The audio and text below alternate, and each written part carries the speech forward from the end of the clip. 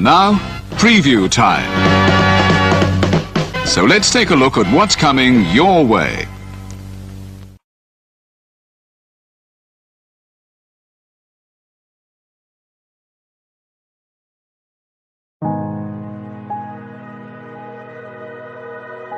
Gary Hebert, the man, the myth, the legend. I was amazed, and I was looking to become a better skater myself, and I wanted to be like Gary.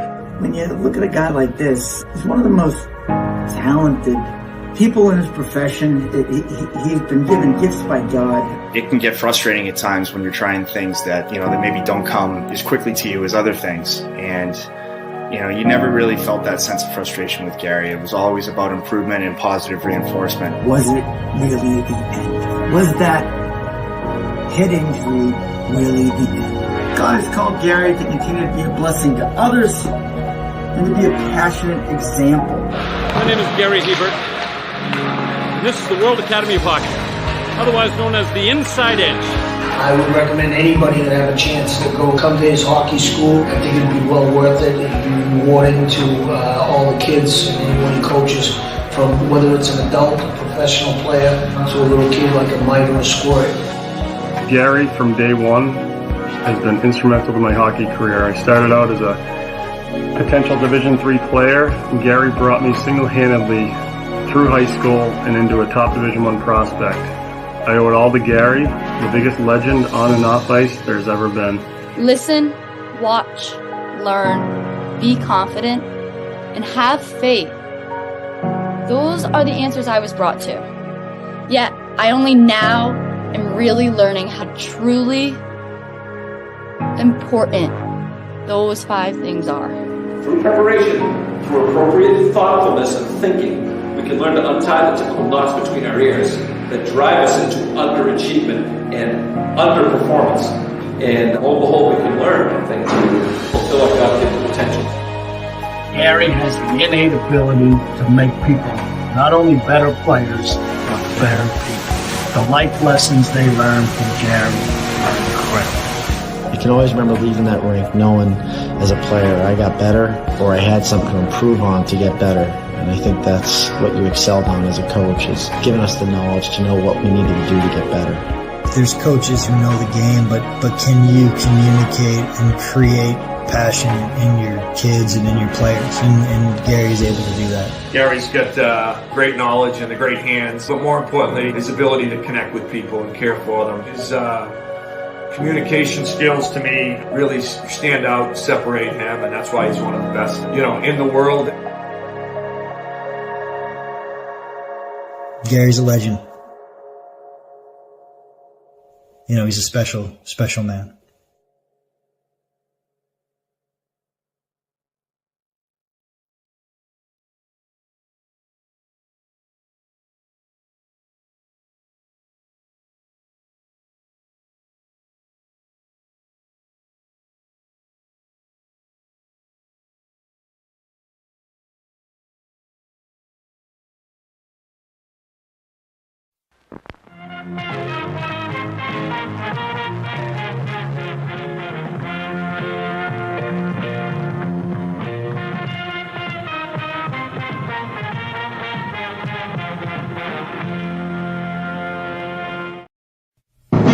The Jeff Meacham Network's Multiverse of Media. For over 15 years, the recognized symbol of excellence and the standard bearer in coverage of sports and entertainment. And live, well, at least I am, from the world-famous Universal Studios Hollywood, it's me. That's right. Back where, at least TNA started the other Universal Studios out in Orlando, Florida, after being in Nashville for the years they were there. But I am still Universal Studios, but I want to make sure I said hello. The glare is just awful. Let me bring in our renegade of an analyst, JJ Williams, into the shot, since I know he's here. And, yeah, we're live, pal. There you go. How you doing, JJ? How's your day going out there in the high desert? Not too bad. Not too bad. It's a lot cooler than it has been here as of late. Work was work, Kind of was what it was. Our Definitely cooler play-by-play across the man board. par excellence has just popped into the green room. If you'd like to intro him. I shall introduce him as well then. Ladies and gentlemen, along for the ride with Renegade J.J. Williams is our play-by-play man, par excellence, the simple man himself, Noah Foster, ladies and gentlemen. Evening, gentlemen. Heidi-ho, neighborino. Oh, good Lord. It is still hotter than I don't know what here in this Midwest. Friggin' new month, but it's still a friggin' heat wave of madness. This weather, this season's gotta friggin' go away.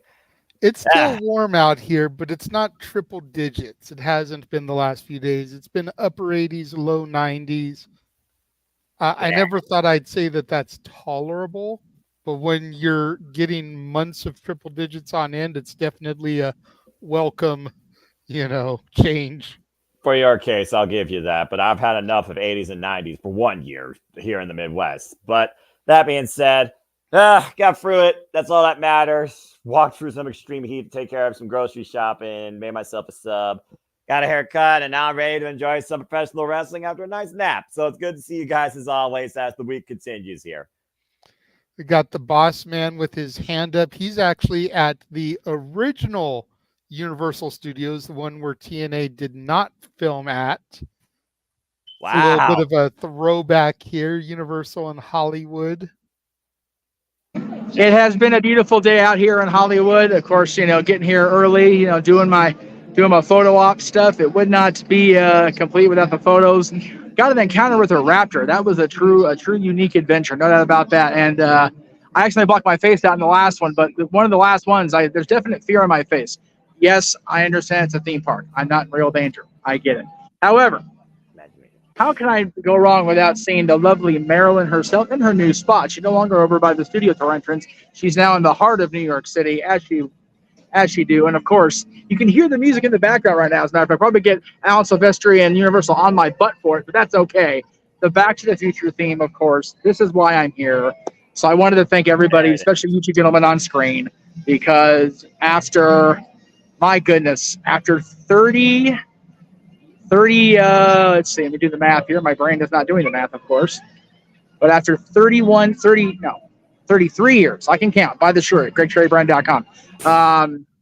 33 years between the picture you just saw here in this collage and this one from 1991. So that is the original car from the original movie that you're hearing the soundtrack for. Please don't sue me, Spielberg and Bob's. Please don't sue me. And Mr. Silvestri, you either. Anyway, I wanted to make sure I gave the intro where Universal, where TNA really, set their mark in history out in Florida. So I bid you guys good night. Have a great call. Enjoy Simply Predicting, and I'll see you guys tomorrow for the premiere of Ask Me Anything at 8 p.m. Eastern. What time am I going on tomorrow? 6 p.m. Eastern, 3 Pacific tomorrow, and then SummerSlam, of course, on Saturday. Gents, have a wonderful night. Love you all. Thank you, Jeff. Appreciate you. And that's the man whose name's not on the marquee, but the boss man that is the center of everything here at the Multiverse of Media. God bless him. But JJ, it's you and I once again on the call for another edition of TNA Impact as we continue rolling strong with the NXTNA Weekly Delights across Tuesday and Thursday nights. We came off Great American Bash Week 1, and now we're into further fallout from Slammiversary with TNA Impact tonight, where we got a TNA World Championship match. We also have the Hollywood Hunk taking on the self-proclaimed King of TNA. We got Rosemary coming back to TNA Impact giving action. And, of course, we also have further knockouts action. We also have six-man tag team action with what could be, come the end of next week, the new NXT Tag Team Champions with 2/3 of the Rascals in the original MSK as they are taking on Speedball Mountain tonight in the new Exhibition Champion. So maybe Trey, who's now involved next week in NXT, could try and get back after the X Division Championship tonight if he gets the victory on Speedball Mike Billy. So there's a lot that could go down here as we're on the road now to Emergence, and we still don't know when we're going to be bound for glory. Absolutely, absolutely. And you ran down a great many of the things, but I did notice there was one thing you left out, and I think it's a little bit ironic considering where Jeff is. You left out the French-Canadian Frankenstein and his bride, who will be getting married this evening on the program. Oh, this just spells disaster in so many ways. I mean, look, they've even got her hair done up like the Bride of Frankenstein in the image, bruh. And the shameless plug that you could have done tying it into Universal Studios, where the man whose name is on the marquee is live currently. 1, I don't watch movies. 2, I recognize that reference. And 3, I was trying to avoid it because I'm trying to focus on the wrestling. I knew you were going to put that at the forefront because damn it. Of course. Well, actually, I had the 6-man as the image I was going to throw up. But when you read through everything and ignored it, I had to hit you with it first and foremost. You did that yourself. Oh, damn it. My dad is in the chat room. Good to see you. Hey, nice to see you. Matt here, Safet here. Jason, yes, we actually watch it on the YouTube.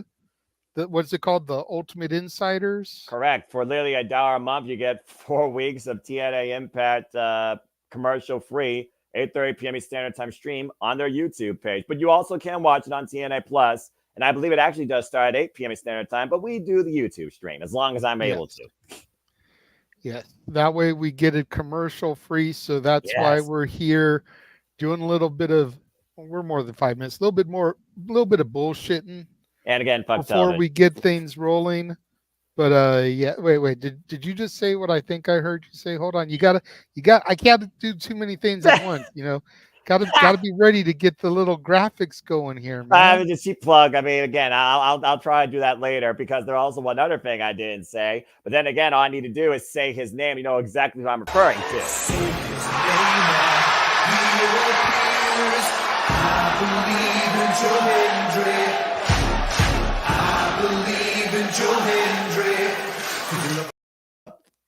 They leave! Because, of course, we're also going to hear tonight from Joe Hendry regarding, I imagine, what happened not only on Tuesday night, but the fact that Josh Alexander has not explained his actions yet against him at Slammiversary. Because, again, as far as I'm concerned, Joe Hendry should literally be in the talk for the TNA World Championship. Oh, man. There's so much to look forward to on TNA Impact. I love Thursday nights. So, without further ado, we bullshit a little bit. I'm going to go ahead and get a little more right into it. So, Joe Hendry, of course, incredible concert. A new hit based on a classic theme to the Gallus firm, saying that if you hate Gallus, wave your hands in the air. They got deported because of their bad facial hair, which I am now clean shaven for the time being. Thank you, Lady James. Always great job as always. But again, focusing on the TNA side, which I imagine was going to focus on, Joe Hendry made sure the system went down. And so far, he's been the answer to being in the system, as we saw last week in the main event. With the fact that Moose is no longer the TNA World Champion, of course, Joe Hendry helped the Matt Hardy and the ABC overcome the previous tag champions and JDC. It almost feels like Joe Hendry has restored a confidence back in the TNA locker room where we no longer are under rule of the system. So whether or not he talks about Moose or he talks about Josh Alexander, I think both of those men are going to listen towards what Joe Hendry has to say, and at least one of them may have an answer. That's fair. And you've also got to wonder with night 2 of Great American Bash coming next week and the gelling of the NXT partnership becoming more and more cohesive. Could we see the Gallus boys here this evening to kind of further that angle? Oh, that'd definitely be something that would definitely put me over the line, considering right now TNA has nothing planned for the UK or Scotland, but we know now Vancouver is getting Survivor Series War Games. I knew they were going to bring that up eventually. But, and again... Vancouver needs something. They don't got a Stanley Cup team. So. Well, I wouldn't know. I don't watch hockey. But the thing is... You need to watch hockey, bro. No, that ain't happening. All right, I may do a lot of things. If you like violence... I do. Then you should enjoy hockey. There's a certain form of violence I like, and usually it takes part in the squared circle. That's a different conversation. With or without ropes. Again, shout out to James and Walter and Big J on the call with Bloodsport. Go check out in the archives, folks. It's one of those things where I'm sure that Matthew Raywell and Tom Hannigan, or at least we will, mention it because they do talk about a lot of the NXT stuff. I mean, again, I gotta imagine they're going to talk about the Rascals. We'll talk more about that in a little bit, considering what they are going to pursue next week. But I could definitely see Gallus being mentioned, but I just think right now, after they literally kabong Joe Hendry on Tuesday night, And again, I know pre-recorded versus live, pre-recorded, different networks, different time zones, different areas. I wouldn't rule it out. Maybe they show up via satellite because, again, Joe Coffey has already pronounced his absolute disdain towards Joe Hendry. But I think tonight Joe Hendry is going to once again show us why he has 250 pounds of pure motivation to answer all those questions. And at least two people are not going to believe, outside my friend King and ATW, who's still a hater. Yeah, he is. I had to comment on his post the other day about believing in Joe Hendry, and he just posted some kind of GIF and kind of turned his head and looked like, really? He's like Booker T. They don't believe. They don't get it. One day maybe they will. Who knows? Booker T never look better than he did in that kilt shot. But that being said, we can talk about Joe Hendry all night, but of course it's not the only thing here on TNA because there is actual wrestling involved. So why don't we go ahead and start talking about some of these matches? I'll let you take this one because this is your boy, the self-proclaimed king of TNA, who's out to prove a point against not the champion, but the champion's younger brother in singles action. Younger, less talented brother. No disrespect to Ryan, but it's just one of those things where he's going to always be living in Nick's shadow.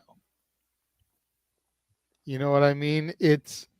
You could almost do the father-son comparison because brothers, it's rare that you get brother teams where the more successful, maybe the Guerreros, Eddie definitely surpassed Chavo and Mondo, but it's like usually it's a father-son thing, and can the son outshine the infamous father?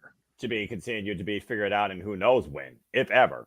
And sometimes they're successful, and other times not so much. And I just, unfortunately for Ryan, I feel like he got the bad end of the stick here, coming along so late in the game after Nick has already established a legacy of sorts. Yeah. He's looking for revenge for his brother, but at the end of the day, it's his brother's fight. It's not his fight. Yeah, it's one of those proverbial. So I see Frankie going over here, possibly doing a bit of a post-match beatdown, which could bring Nick out to possibly set up something for Emergence or Victory Road down the road here. Well, Nick Nemeth did say, anyone, anytime, anywhere, all you got to do is meet me face to face and say that you are better than me, and I will prove you wrong. That's what Nick Nemeth's all about. That's what the wanted man's all about. He knows he has that target on him. And I can definitely see Frank Kazarian making this personal. Let's put it back. Let's rewind again. It was Frank Kazarian and Nick Nemeth, the last two left in the six-way eliminator. And Nick Nemeth found a way to not only survive an attempted fade to Black Avalanche, he found a way to escape and plant Frank Kazarian into the danger zone in the middle of the ring to become the TNA World Champion. Once again, Nick Nemeth did something that people may not have believed in. Why Frank Kazarian is still trying to do something he's never accomplished, winning the big one. That chip on his shoulder, bringing the Mount Everest, got a whole nother elevation to it now with the fact that he lost out on it again. And it wouldn't surprise me if he tries to make this personal, maybe trying to use even the danger zone against Ryan Nemeth himself to make this personal against the champion. But Nick Nemeth's got a lot more to worry about right now than Frank Kazarian and his petty attitude as of late. The subclass king of TNA without his crown. Because we'll talk more about that and what I imagine is going to have to be our main event. Because Nick Nemeth, to your point, he's defending the title tonight. But yeah, it just feels like to me, Frank Kazarian is a first ballot candidate to make sure his name stays in the title picture to challenge for it again. Whether it's one-on-one or another multi-person affair remains to be seen. But we know next month we do have Emergence. And a lot can emerge tonight out of what happens between that match and this one. For in Ali, the people no longer trust. Rightfully so. As people might know. I still trust in Ali. Okay, well, that's your choice. I don't, especially after he was already... Do you trust in Ali or do you trust the system? Neither. I plead the fifth. Because... Yeah, see, you got to pick one. No, I don't. You can't force me to. We know you believe in Joe Hendry, but who do you trust in? Ali or the system? I still trust Ali more than I trust the system. I give you that, and I think the system right now is losing trust in themselves. If Alicia Edwards' little backstage promo with the system being absolutely silent next week, she does anything. But right here, I will give Mustafa Ali credit's due. 8 months plus of an undefeated run in the wrestling business and making history with the X Division Championship. Only to lose at Slammiversary to Speedball Mike Bailey, who once again is going to restore a whole new level of prestige to that title like he did in his first run. But a proverbial option C and a political campaign once again rebound like Donald Trump. We now have Mustafa Ali challenging for the TNA World Championship against Nick Nemeth. And something tells me Campaign Singh and his special security are not going to be too far behind. But Nick Nemeth, this is his first defense. It would absolutely shock me, like the Baroness song, if Mustafa Ali wins this. He's more than capable. I do believe he's more than capable because at one point, you can look at Mustafa Ali being in the spot that Nick Nemeth was at, trying to prove a point that he could be a world champion, but nobody took him seriously enough, the company or the people. He already made him serious enough when he was X Division champion in his 8-month undefeated campaign. But Nick Nemeth, like you said, he's a guy that's created his own legacy now, and now he's the face of TNA. This is going to be a great match, but I can't imagine Nick Nemeth being 0D his first time as TNA World Champion. That would actually bring the title down for me. No disrespect to Mustafa Ali, and shout out to Big GC on Super Dating. What's your take on this? All of a sudden, literally 1 week out, 2 weeks out from Slammiversary, we got a TNA World Championship match. I think it's a testament to Ali that he's Nemeth's first opponent. I do agree about that. I think it's a testament to what he's done, especially in comparison to what he was allowed to do in his old company. Exactly. I could technically see Ali picking this up. I don't think the title will change hands. But let's not forget that Frankie Kazarian and Nick Nemeth and Ryan Nemeth are more than likely going to have their match prior to this. Some of that could carry out into this match. Who's to say that Frankie can't come out, attack Ali, giving Ali the disqualification victory, and then immediately turning his focus to Nick and beating the piss out of him. Ali didn't lose, so he'd be guaranteed a rematch at some point. Technically. And Frankie still gets what he needs to get on Nick. Possibly setting up a tag match for this next set of tapings that'll be tomorrow and Sunday for TNA. We could maybe get Ali and Kaz versus Nick and Ryan. I could see that, but the last time that Kazarian tried to work with somebody, it didn't work out very well for him, as we saw the fight between him and Macklin. Big difference between Macklin and Ali. Let's just call it like it is. Yeah, but again, you're still talking about 3 combustible egos, and we saw what Macklin did last week in Canada, I'm just saying. And I wouldn't rule Macklin out either, because right now there's somebody that's making sure he's not forgotten. It's Walking Mayhem himself. I'm just saying. But like you are also talking about here, Nick Nemeth's got a lot of targets already pointed at him like a sniper rifle. You talked about Mustafa Ali. I talked about Steve Macklin. We talked about freaking Frank Kazarian. You know Josh Alexander is going to give us an answer in regards to that championship on this man's shoulder more than saying that he doesn't believe, simply put, in Joe Hendry. And honestly, the only person right now that really we haven't talked about regarding this whole picture that might surprise out of nowhere is Moose. Because, again, Moose was the face of TNA since its rebirth back at Hard to Kill. You know he's going to want to get back after this. But everyone's going to be like, get to the back of line, which means Santino Marello's got a lot to figure out tonight regarding this championship. That's fair. Then we got a match where none of the participants in it are a threat to this, but oh, baby. To say that one of them is not a threat is a complete understatement. Well, I mean, you're literally talking about the Wild Child versus Russian Dynamite herself. And might I add, for those that don't know, these two are a fight each other in Bloodsport, and you saw how that ended. But that being said... But that was MMA style. This is straight up wrestling. True, but I still think regardless, you can blur the line between wrestling and MMA when you're in TNA and you know who you're dealing with, considering how multidisciplined both these incredible athletes are. And let's just put it out there. The system has one piece of gold left. The TNA Knockouts Tag Team Championships with Alicia Edwards. If they lose that, the system, in my opinion, is done. They're shut down. They're gone. So you know Alicia's going to do everything in her power to preserve these titles. And what I thought wasn't going to work from the beginning, like going on water, really has worked, and what has been created called the Militia. As once again, Spitfire came up short. But a win here by Jody Fred has to put them back in tag title contention. It comes down to me if Alicia Edwards is focused enough on this title versus the failing of the system. Because last week we saw the system fail. Can they fail again? That's the question. And also, can Spitfire bounce back?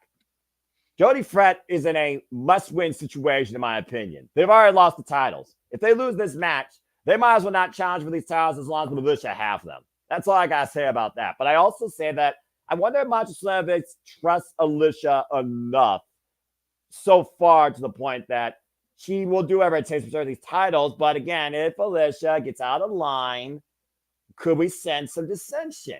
Because I do think a killer will soon be back in the Impact Zone. And I think she works better with Macho, just saying. But what's your take on this?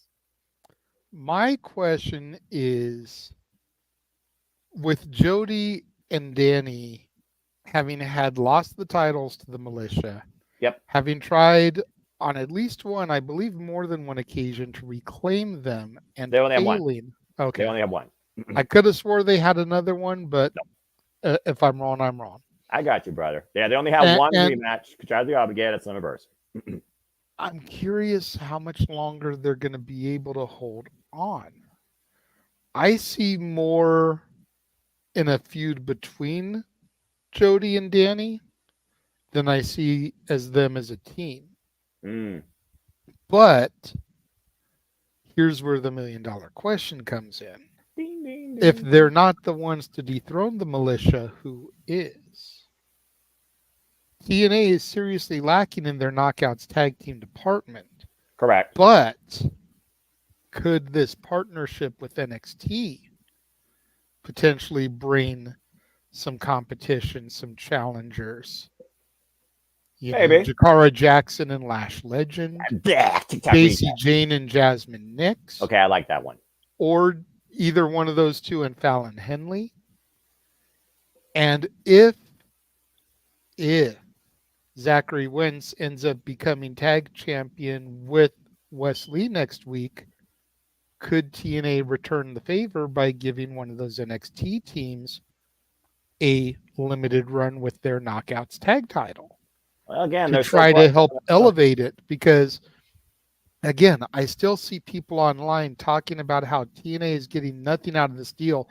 Their performers are being seen by millions and millions, not thousands, millions of people on a weekly basis. The Knockouts tag team title being on NXT for a couple of weeks, from let's just say from Emergence until Halloween Havoc. I wouldn't say No Mercy because that's literally like 2 days later. I'm about to say, I was about to botch. But from Emergence to maybe Halloween Havoc, that's some exposure for the Knockouts tag titles. That also gives TNA an opportunity to kind of reformat their division to try to have some contenders. Who's going to get them back off of this NXT contingent? Yeah. I mean, again, we know that one half of a former TNA Knockouts World Tag Team Champion, switching gears, will be returning to in-ring action, where she truly has nothing to lose and nothing right now with her, and that's Rosemary. After hearing that cryptic message by Rosemary last week and seeing her haunt the personal concierge of Ash by Elegance, and I think also stalking Ash to a degree, we're getting the return of Rosemary in action tonight, and I have no idea what to expect from the Demon Assassin, if she still is that, because I'm still trying to decipher her cryptic message from last week. I don't know what she's serving. I don't know what she's planning. I don't even know if she even knows what she's doing. So this is a very dangerous, I would say, event that I think we're going to see tonight. And you're talking about rearranging the Knockouts division. You got Michelle Shaw, the quintessential knockout, who you know is going to go after Tasha Steelz at some point after stealing that win at Summerversary, because you know Michelle Shaw wants to go after Jordan Grace for the TNA World Championship again. And of course, the Juggernaut, she needs a new challenger. But something tells me after that mixed tag last week, Ash by Elegance may try and cash in another rematch, even though she didn't pin the champion, but still gave her best match of her career at Summerversary. Give credit where credit's due. Speaking of needing a new challenger, people online are asking who is going to beat Roxanne Perez. Who's going to be the next one to step to her? And a lot of people want to see the quintessential diva be the next TNA person to cross over to challenge Roxy. I like that. By the way, knockout, botch, quintessential knockout. Because Gail Kim encouraged her, don't do it as a diva, and I praise God for that. Okay, I must have missed that promo. I know she's always been the quintessential diva, so that's not really a botch. Well, I mean, if again, that's a new name change that hasn't been addressed since I've been watching, I'm not going to know. Well, first off, brother, I watch TNA every week, so I always got you.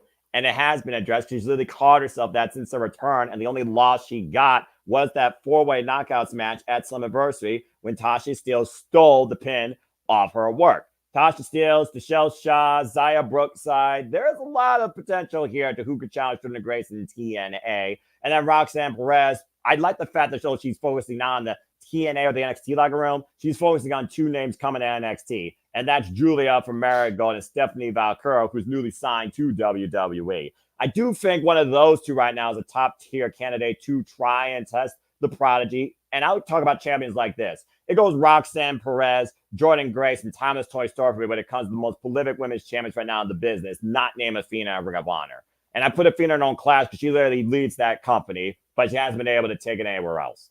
But that being said, focusing on TNA here, Rosemary is a former TNA Knockouts tag team champion multiple times over, but Havoc's been MIA since the loss to Ash by Elegance back and Under Siege. And also, she's a former TNA Knockouts world champion. But what does Rosemary desire? Does she desire gold? Does she desire acceptance? Does she desire vengeance? What is Rosemary's MO? I don't know. But just in this look alone, this is not the same Rosemary I'm used to watching, physically and psychologically. So this is going to be unique, to say the least. And then the one match that got mentioned, but we didn't really get in depth with, Smoke 'em if you got 'em, the Rascals in full force taking on Speedball Mountain and Kushida. By the way, shout out to the Buzz Lightyear tire, Team Lightyear. I love that. Yes, I am here for that all day, every day.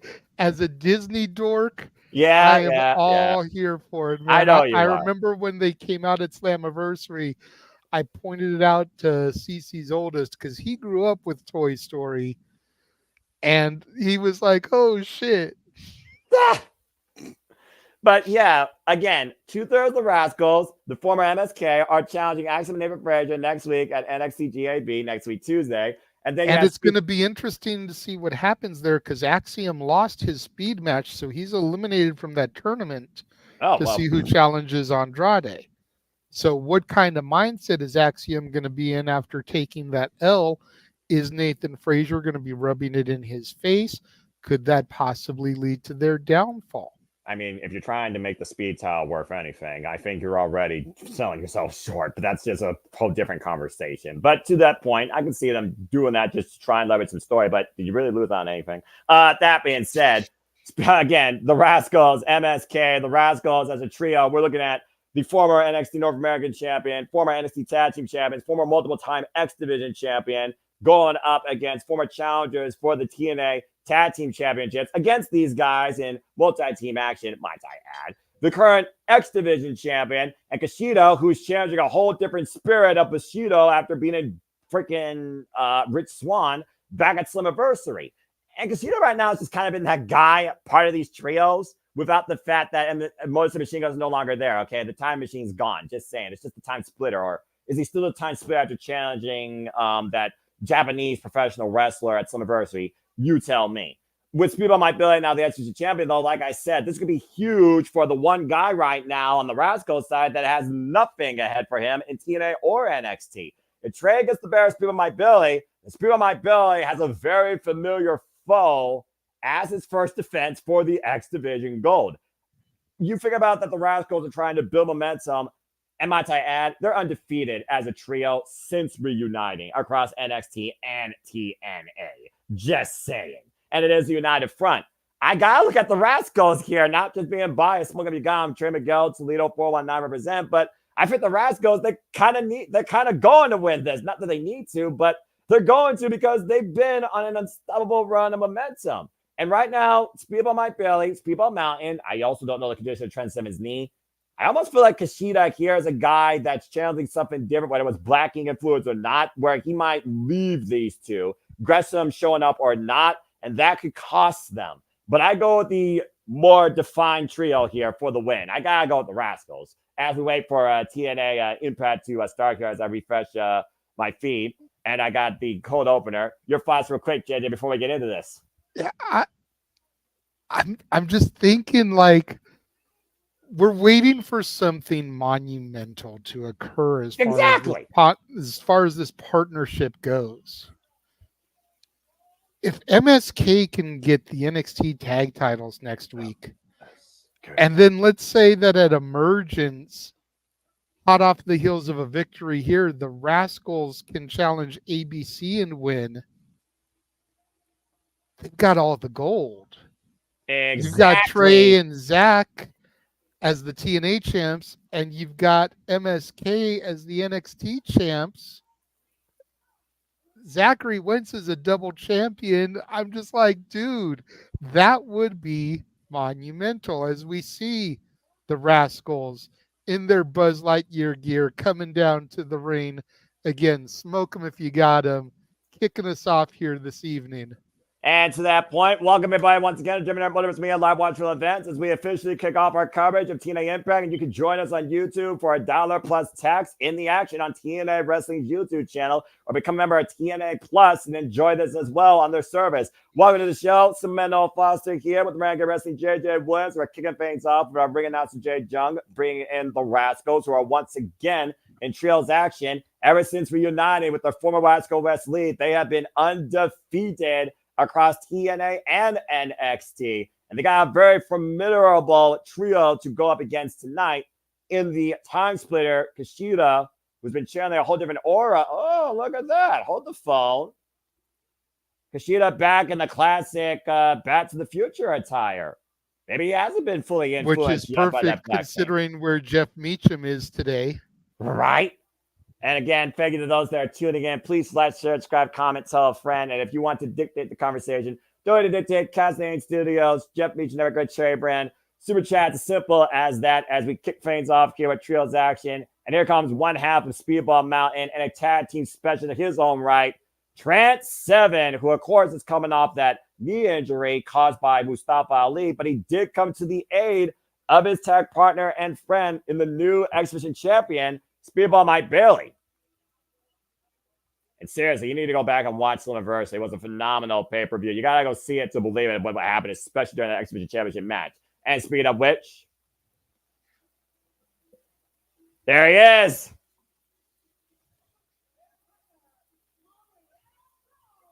And of course, they're still in Montreal, Quebec, Canada, like you said, doing the tapings. Montreal's own Speedball Mike Bailey, our new Exhibition champion who stopped the global campaign of Mustafa Ali and handed him his first defeat via submission.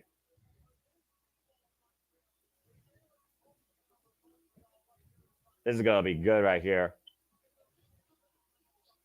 I mean, again, absolute chaos happened during that match. We had campaign scene come into play. We had the special security come into play. And it turned out the special security... We had Earl Hebner come into play. TNA Hall of Famer referee, by the way, as Mustafa Ali looked to once again pull off another Montreal screw job. And in the end, he got screwed, and Earl Hebner cleared his name from one of the biggest tragedies in wrestling history. Seeing people might be like, tap Mustafa Ali out to the sharpshooter doesn't get more poetic than that. Oh my gosh. Moment of the freaking decade right now for me. Referee, I forget her last name, Paige here. It's a unique last name. I love that Zachary Wentz has that Mickey Mouse tattoo and they're wearing Buzz Lightyear gear. Oh, good Lord Almighty. Might as well be Universal Studios, all this Disney nonsense. And of course, we saw. Hey, I will not take such slander about the House of Mouse, sir. Look, this is wrestling. That's all I'm going to say. Here we go. Trios action underway. Trey Miguel starting off against Kushida, master of the hoverboard lock. Trey Miguel, former two-time X-Division champion, still to come tonight. Dear God. The wedding of the French-Canadian Frankenstein, PCO, and Steph DeLander, his lovely bride. Since Noah won't sell it the way it deserves to be. Because I'm damn sure going to TNA sell. World Championship on the line. Champion Nick Nemeth defending against Mustafa Ali. And the less talented younger brother, Ryan Nemeth, takes on the king of TNA, Frankie Kazarian. Knockouts action, Jody Thread versus Masha Slamovich. And, of course, Rosemary will be back in action. Again, stat night tonight. And also, apparently, we'll try and hear again from Josh Alexander, who gave us no words. But I know somebody we will hear from that will motivate us here tonight as well. We will also hear from Joe Hendry. And that's everything coming ahead tonight on TNA Wrestling. Again, X Division, all about no limits. Oh, good tag team cohesion there by Zachary Wentz up and over. Sunset flip. Rose Kushida up. Now Miguel with the Manhattan drop. Taking out the knee. Last chancery. Double drop kick. Beautiful synergy here by the Rascals in the early going. I mean, again, since Wesley reunited with his former friends of the Treehouse, he has not missed a single step. Ooh. I've said it a few times. I think this reunion is exactly what Wesley needed at the right possible time. Wesley was starting to doubt himself. He was starting to feel down after his loss to Obafemi, and his rascal brethren showed up and gave him that adrenaline boost that he needed.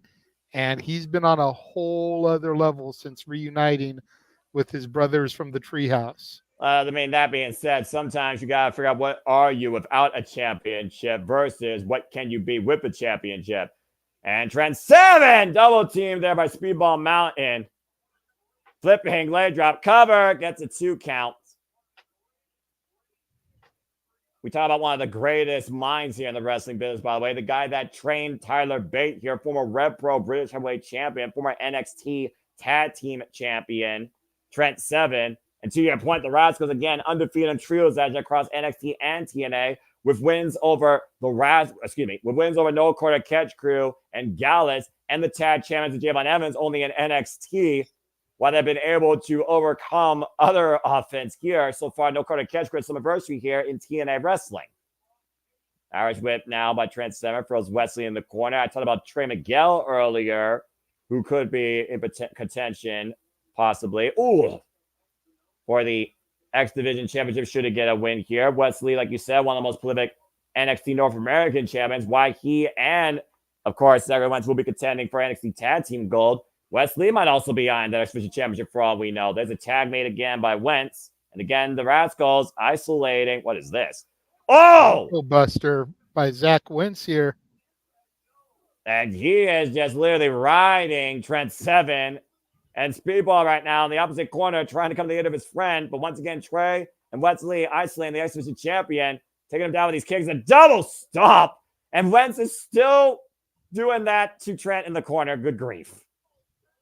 And now, literally, mercifully, Trent driven to the center. There's the cover. I don't know what to call that there. That's not Call of Duty teabagging. That's awkward. It's weird there. Trey Miguel technically saved Trent 7 from that Bronco Buster because he wanted to try and get the pinfall attempt here. Handstand, back elbow strike, denying the knife edge chop. Well, again, the thing about the Rascals, they are effective DDT as a unit, but sometimes they do take what they do in that ring, I think, lightly. And those shenanigans, by the shirt, I think can ultimately cost them and hold them back. And if I know Axel Nathan Frazier, there's going to be no shenanigans when it comes to how important it is to defend those NXT Tag Team Championships. Next week, Tuesday on Great American Bash, of course, we'll call here Tuesday night, 8 p.m. Eastern Standard Time. Now, Kushida in, Dragon Screw leg with driving Wesley down. And these Dragon Screws again, damn, that move has to suck. contorting the ankle and the leg and all the 3 muscles in the lower leg, all the ligaments. And it's an easy way to give you a Charlie horse. Yeah, exactly.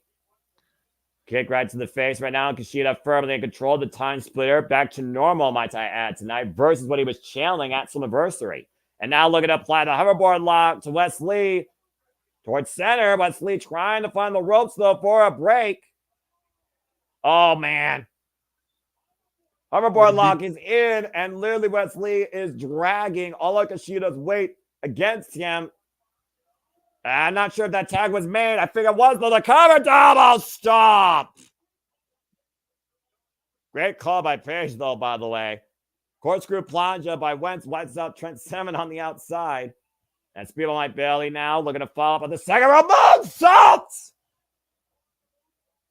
Beautiful moonsault to the outside. Whites out second row. The tray flies like a bullet. To infinity. Quick interruption in the action here. We did get a $2 super chat. Go back to the full question here. Do you think we'll see a reunion of Mustache Mountain as a part of the TNA partnership?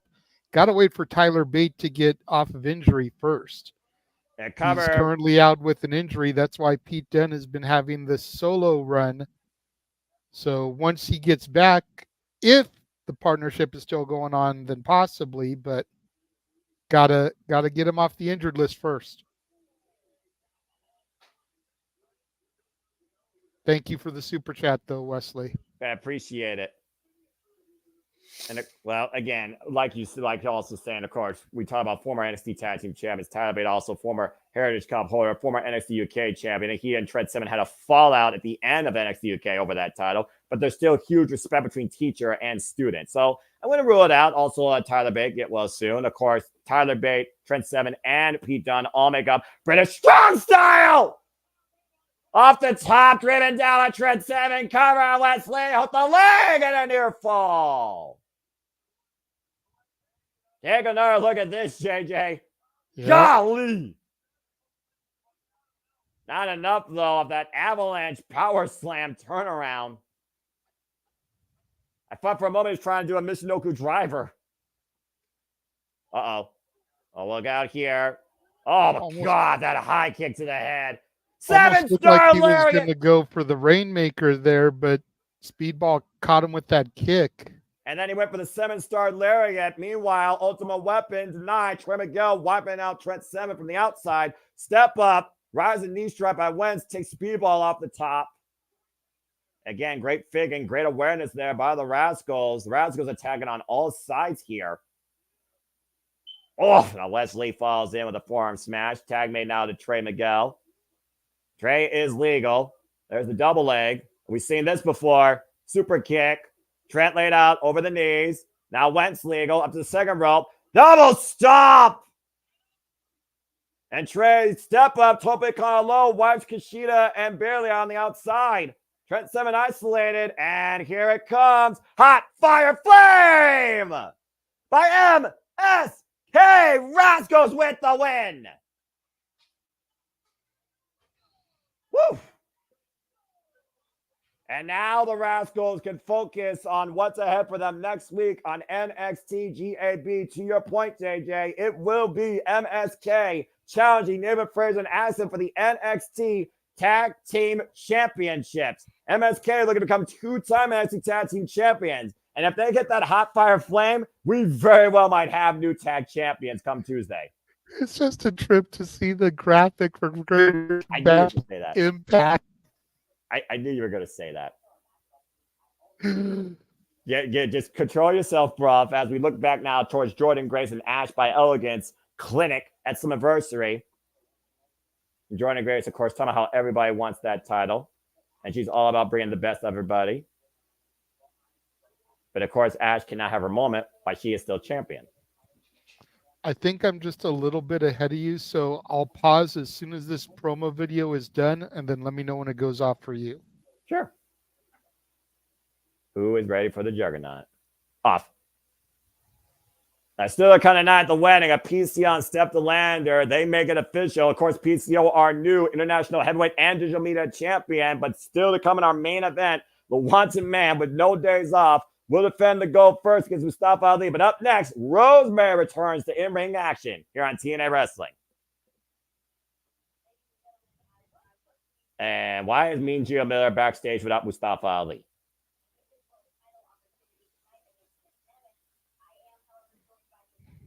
By the way, congrats again to Gio Miller re-signing to TNA Wrestling. Yes. Oh, Mustafa Ali on the phone.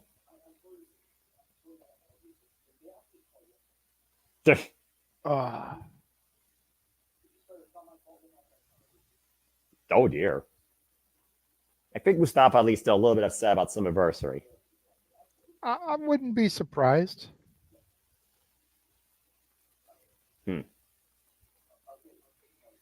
Well, of course, while we have this non-promo here, I want to remind everybody to tune in at 7:30 Pacific, 10:30 Eastern, following our broadcast here, as we will be simply predicting. Damn it. SummerSlam, which of course Noah will not be here to be on the call for this weekend because he will be there live and in person. I'm looking forward to it. I am. I'm not going to lie. I'm looking forward to it. Give me 1 second, bro. Well, okay, this is different. What on the hell? Huh. Rosemary has risen. But what the hell has returned?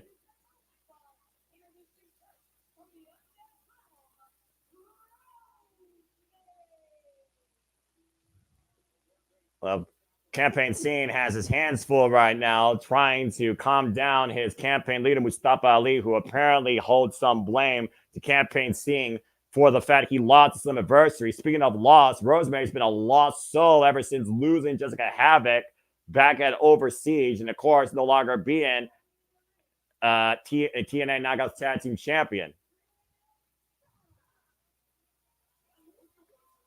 What the hell's in that can of Rosemary? That's a butcher's knife.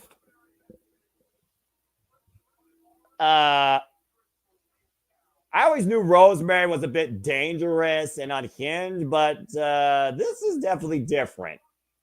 Last time I saw Rosemary with a weapon in Canada was a pair of scissors threatening to cut the hair off Laura Denise and Kimberly back in Smash Wrestling when Rosemary was born, as we have Kristara, local talent here, taking on Rosemary in her in-ring return to TNA after stalking the personal concierge and Asked by Elegance for weeks now, JJ.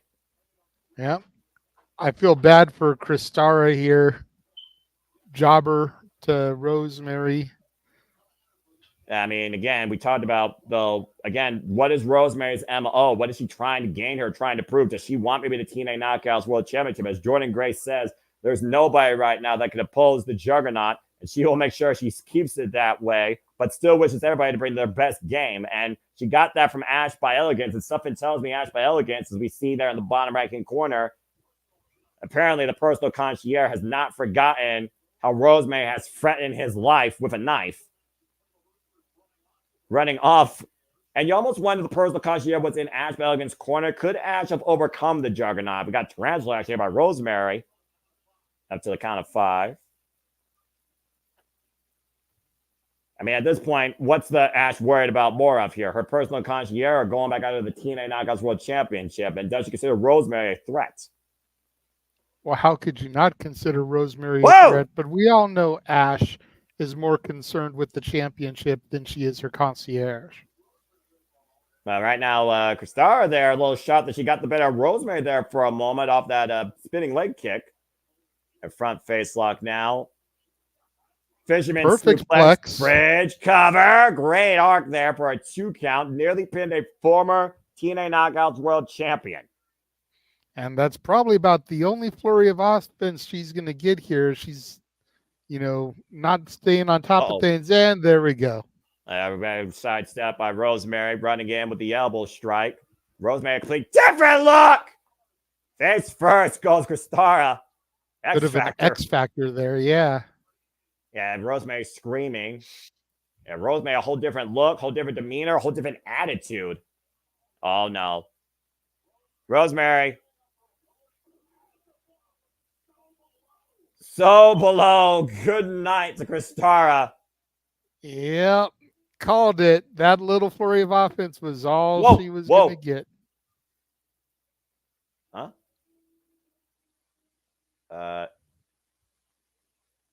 What's this?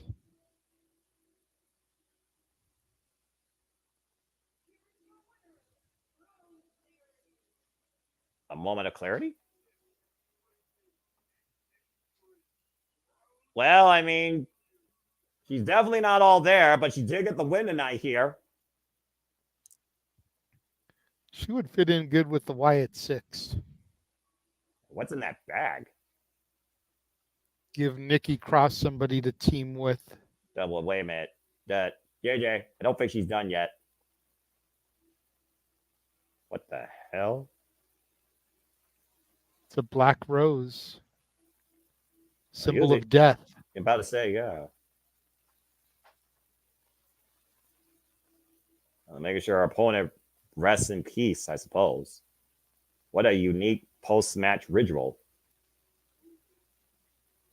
Truly a disturbing sight here, laying to rest her opponent tonight on impact as the personal concierge and Aspen Elegance watch backstage. As we go backstage to the system, I'm confused.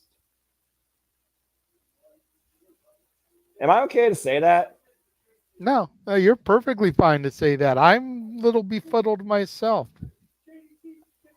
Huh. Looks like we got Alicia Edwards here trying to get the system back hype. System reboot. I knew it. I knew it. I knew it. Huh.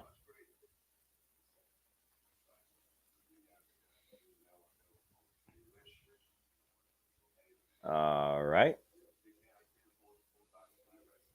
Took a bullet. Still stand by the system. So again, he's not in the system. He wants to be in the system.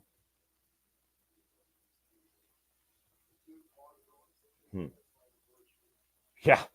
Moose saying a big part of them was taking its Slammiversary.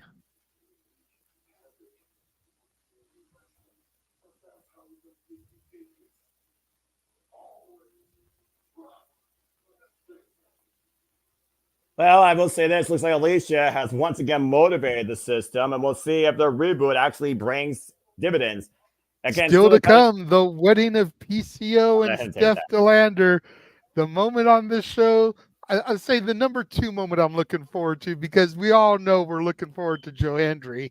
But it looks since like we all believe. But other than that, the wedding is what I'm most looking forward to. I figured we were going to say that. But coming up next, we're about to hear from Josh Alexander to go backstage first to a man that's been looking for the TNA World Championship, was denied by the system, but got a great win over something. Mike Santana.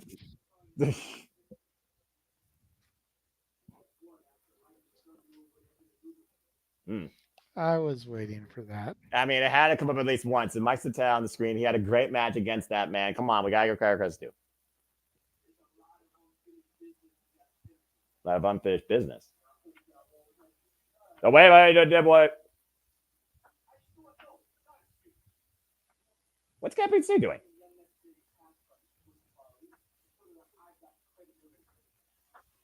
I got credibility.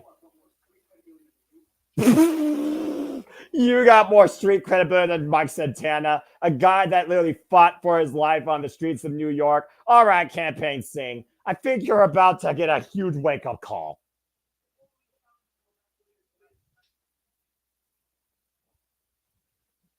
Well, I'll give the man credit. He's got guts. But I guess Santino's got to make it official. Mike Santana's for it, though. But I think Campaign Scene just set himself up for a world of hurt against the realist. I mean, hey, I'm all for seeing Campaign Scene get his ass kicked, JJ. I'm just saying. Oh, I'm sure you are. But this again, you like violence and destruction. But I also like it with respect and decorum, something this man has officially lacked since Slammiversary. Maybe tonight we'll actually get some words from the walking weapon for his actions and change of heart. He provided nothing last week. No rebuttal. He just literally let the audience sing him out of the building.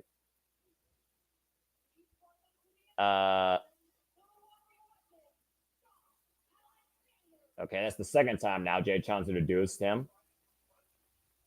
Is he even in the building? Is he here? Don't know. Wait a minute. Hold on. Josh Alexander is backstage apparently and refused to go out there with the people. It looks like he's backstage with Gia.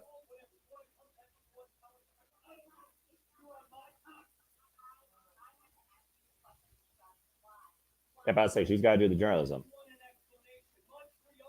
We want an explanation.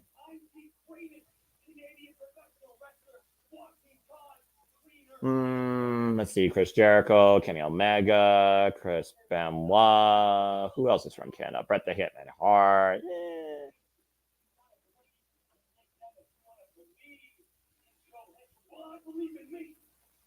He believes in me. Reason this place has doors to open. So Josh is jealous. Got it.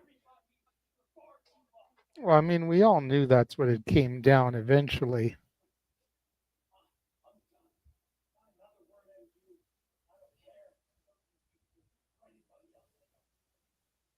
Says he's done. Doesn't care about us or the people. Well, I guess we'll move on from there, from that sour apple. What a sour push. Jeez. How about you conduct yourself better in this business? Anyway, let's go back inside the impact zone for some in-ring action. The Hollywood Hunk, Ryan Nemeth. We are going to move forward in our program, folks. Ryan Nemeth now is going to go one-on-one with Kazarian. I mean, I can understand the pride you have for the work you've given, and I don't think it should be forgotten. But if you believe that is the number one reason, you should always be the guy that's recognized when others that followed in your steps by your example, worthy, by the way, of it, have maybe surpassed what you did as of right now versus what you did back then. I mean, again, why not just be happy for the growth of the company? Why not be happy for the growth of the business? Why not be okay with where things are going for TNA? So you didn't win the title. It wasn't like you were forgotten. You just came up short, but the way you took it out on Joe Handy was just downright deplorable. And this while I agree that it was deplorable, I can kind of understand to a degree his mindset and his logic. You figure Josh Alexander was honestly one of Impact's defining champions, especially here in the post-pandemic era. Correct. He probably would still be champion if he hadn't gotten injured. He was on that dominant of a run.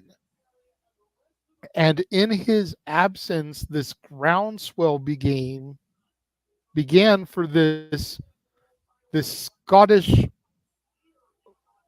comedian named Joe Hendry. And I think that's part of why I had such an issue believing in him for so long, was that he was more of a gimmick than a performer, but I eventually came around. Right. You know, all the people stopped focusing their attention on the walking weapon and instead gave Joe Hendry the love and the adoration. So to a certain, like I said, to a certain degree, I'm not saying I'm justifying him, but I'm also not vilifying him, because to a certain extent, I can understand where he's coming from. Man, it's one of those things where a villain plays the victim and you decide which side he pretty much resides on. And it's just like any work situation. You know, you're in IT. Let's just say that you're the most dominant person in your department, and then a Johnny-come-lately comes around. Oh, come while on. You're out of action on hiatus, and everybody just starts taking his side of things and thinking that he's the greatest thing since sliced bread. There'd be a little bit of professional jealousy, I'm sure. And you want to talk about a guy with, again, the biggest ego right now in the business, not anymore ego for Page. Your boy, Frank Kazarian, forcing Jay Chun to remind us we have a reason to hate him, as he is the self-proclaimed king of TNA. You're not a king without a crown. You're over obnoxious and great. And all right, action's underway. For the love of Pete, someone show some respect to Jay Chung. Jeez. I respect Jade Chen, but I also respect Frankie Kazarian. And you know, deep down inside, she's eating up the fact that she's getting to do this shit for Frankie, considering their long-term history.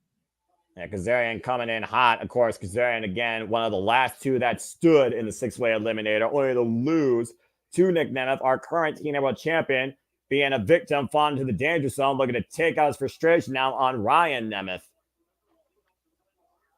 Oof. Great takedowns here by the Hollywood Hunk. And we also got to consider the ankle status, by the way. And Ryan Nemeth, of course, caught Kazarian with that camera outside. It was freaking Kazarian that tried to take Nick Nemeth out of the match in the first place. And right now, Ryan Nemeth with arm control here. And clearly Kazarian knew that Nick Nemeth was a threat to him getting, oh, God, that TNA World Championship, and wanted to make sure it was a non-factor. Kama came back to bite Kazarian in the ass once again. Drop kick! Gorgeous drop kick by Ryan Nemeth. There she is of his brother. The height that he got there. Ryan Nemeth fired up, of course. Ryan Nemeth, of course, who came into TNA back at Rebellion, supporting his brother. We saw what happened during Kazarian again in the course of that six-way limit. At one point, he was driven off the stage through a table, a non-factor, towards the very end. Snap suplex. Ryan Nemeth exploded in the corner. Kazarian has taken control of this match so far. Can Ryan Nemeth get back in it? Again, we don't have to worry about the commercials here, thanks to YouTube. While you're on Access TV, probably seeing stuff for Doctors and Blue Chew, which is beyond stupid and music and utter nonsense. If you know that channel exists. Hoist it up. Ugh, backdrop suplex. And like we talked about, JJ, everyone's trying to send a message now to the new TNA World Champion, Nick Nemeth. And this guy, first and foremost, has to be at the top of the list, considering he's the last guy in that match with him.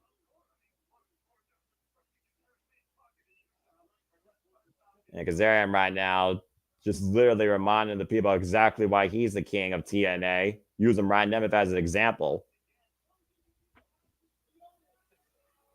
What?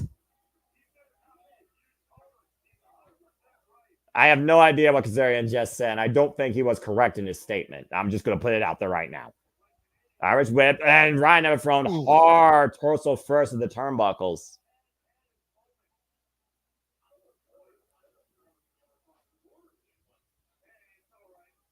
I have no idea what he said there a moment ago, JJ. I'm not sure either.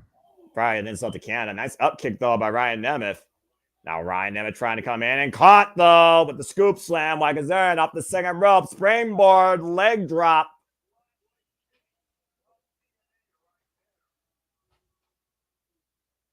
Oh, come on. Seriously? Little Shawn Michaels action there. Trying to be a showstopper. There's no trying. He is a showstopper. You take one picture. He is an icon. You take one Give him picture time. He will be the main event, for he is the king of TNA. I still stand by decorum with the fact that you're not a king without a crown. And you take one picture with Shawn Michaels and you think you're the best feint since Sliced Bread or the Heartbreak Kid. Cravat here applied by Kazarian now to Ryan Nemeth. Good grief almighty. Right now, Kazarian in full control here of his opponent. And Nemeth right now just trying to create separation here.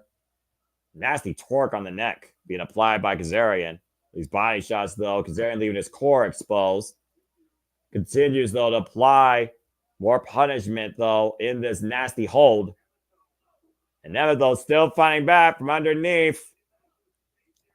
Bringing back to his feet, but the rising kneeless. Oh, wow. Rolled through with a net breaker. And you can see Ryan Nemeth there clutching the back of his head and neck. Yeah, heavy damage. Possibly even still continue. Or did Frankie do enough damage? You see he keeps trying to back Frankie away from him, but Frankie being relentless. We also know that Kazarian loves to summon his opponent up for that chicken wing, which of course applies even more pressure on the neck and shoulder. And we are back here. For those that are tuning in to Access TV, I apologize for you. I wish I could give you $1 and some tax so you could be on YouTube. We are here on TNA Impact here with Frank Kazarian and Ryan Nemeth. And Ryan Nemeth, fine bat though for his offense. The kicks, the overhead shots. Looking to tee up against the subclane king of TNA. Driving Kazarian towards the ropes. And Nemeth is fired up here, JJ. He's trying to get that little bit of adrenaline flowing through him. Irish whip. Runs through the ropes, runs through Kazarian right now. Nemeth bringing back control. Of course, we'll see his brother, the TNA World Champion, in action tonight against Mustafa Ali in our main event. And flies in with a clothesline.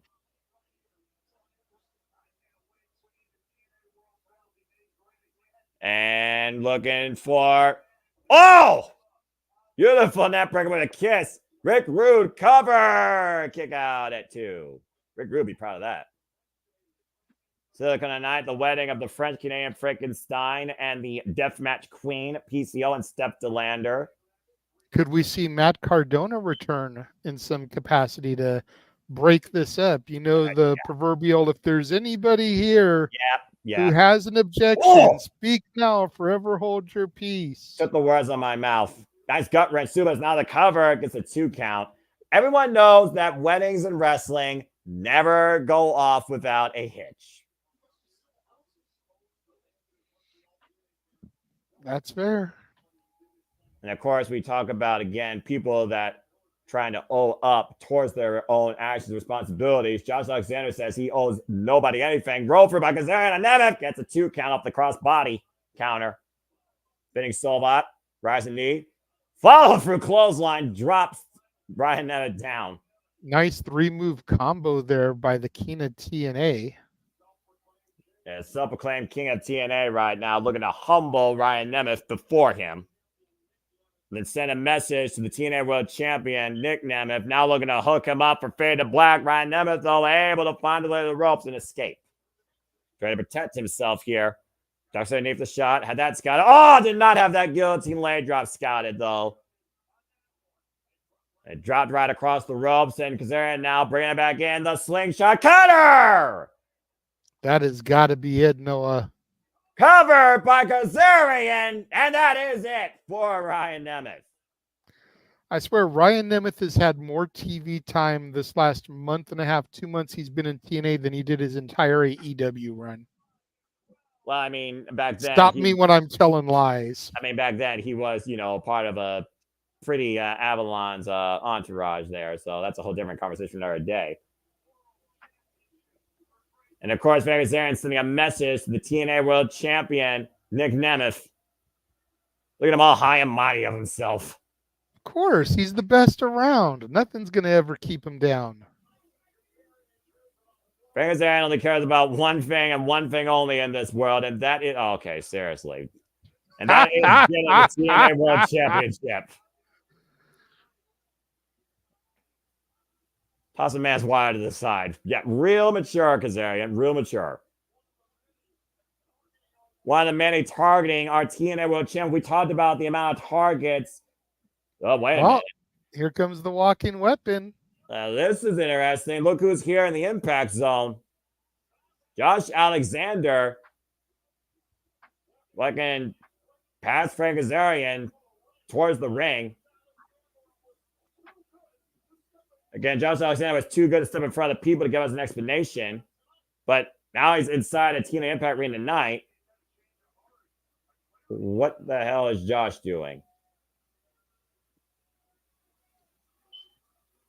I mean, you already explained. Wait a minute. Oh, now, come on. Oh, no, wait. No, don't do this. Don't do this. Got him set up for the C4 spike. Well, what does this prove?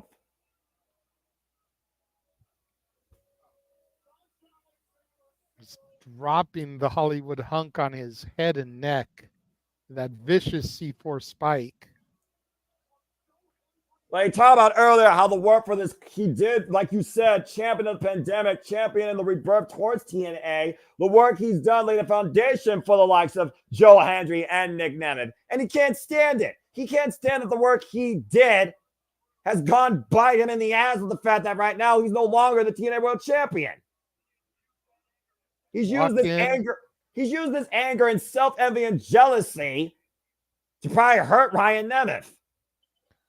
Arrive, C4 spike, leave. Repeat. As the people sing him out. Once again. Nah.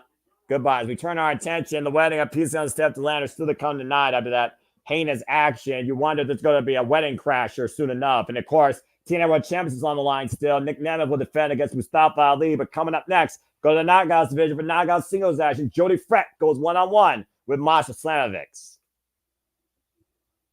What the hell? Is this what I think it is?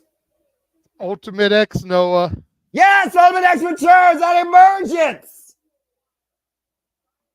Oh, man. Climb the wires, grab the X, claim the ultimate chance for the X Division Championship. The match that has defined both the men and women here of TNA, where there is no risk towards what you do. And that will come back forward at Emergence Friday, August 30th. I can't wait to see who's involved in that. And of course, could we possibly get some NXT competitors in there? Charlie Dempsey, Wesley. Well, right now we got the Knockouts taking center stage here. As you see the Militia coming down to the ring, one half of the current Knockouts World Tag Team Champions, Masha Slamovic, Russian Dynamite herself. Of course, Masha Slamovic and Alicia Edwards were successful in retaining these titles against Spitfire at Slammiversary with the help of those very championships. It was a moment they set up, but of course, we also saw, dear God, at Game Changer Wrestling Bloodsport, Masha Slamovic and Jody Frett went to war, and it was Masha with the knockout shot and the follow-up that got her the victory.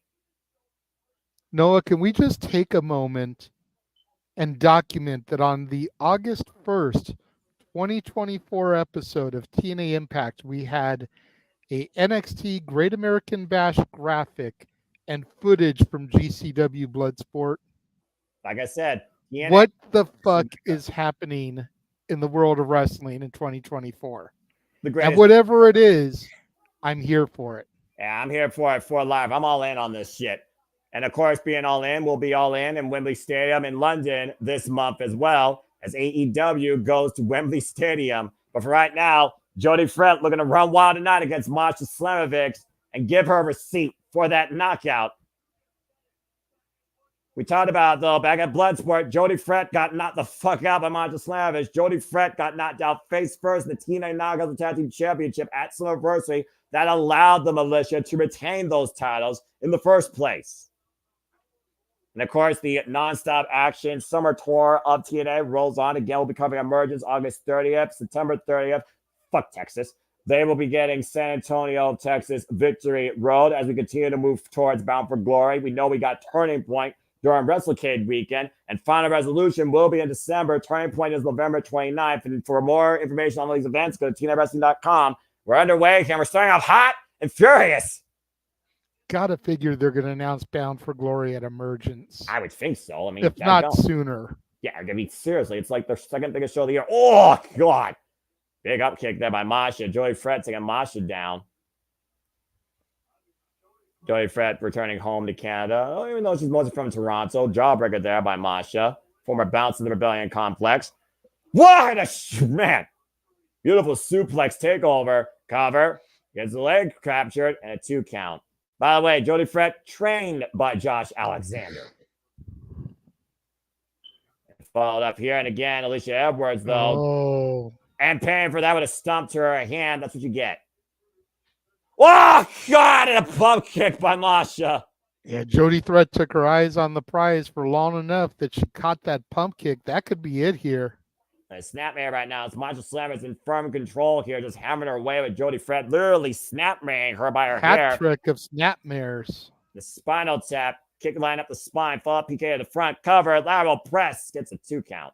Again, shout out to James Hebert, Walter Cruz, and Big G for their coverage of Bloodsport. You can find that in the archives, folks. And if you're a fan of Underground Fight Team with mixed martial arts, wrestling, and other disciplines in combat sports, please go check out GCW Bloodsport, hosted by Josh Barnett. And right now, Alicia Edwards, of course, jaw-jacking everybody as she does. The fact of the matter, though, that Spitfires only lost to these two because of the trickery and actions of Alicia Edwards. I think Steve speaks to the value of them as a tag team versus the threat of the challengers. They have not been able to get a clean win on these two yet. Spitfire, of course, still has their heart set on regaining those tag titles. They're face lock right now. Danny Luna trying to will on Jody Fred here. Monch Slavers holding Jody Fred firmly down the middle of the ring. And of course, I gotta imagine again, if Spitfire finds a way to win here, that has to put them back towards another match for those TNA Tag Team Championships. Get to midsection, and if they don't win here, then what? Then I think, once again, Spitfire needs to question themselves as a tag team without Lars Fredrickson's help this time. Jody Fred right now trying to fight back in this, though. Teeing off against Masha. Waiting for her to come back in. Get to the midsection. Now Jody falls in with a punky of her own and rocks Masha towards the second rope. The Wild Child looking around wild here. Montreal with the double knees to the back of the head. And a suplex follow-up. Turning Masha up and over. Jody Fred is as wild as they come if you've seen her work prior to TNA. Oh, God, just ran through with a clothesline. Here's the cover, the leg. It's a 2 count. Whew. The level of intensity picking up here, JJ, for Jody Fred.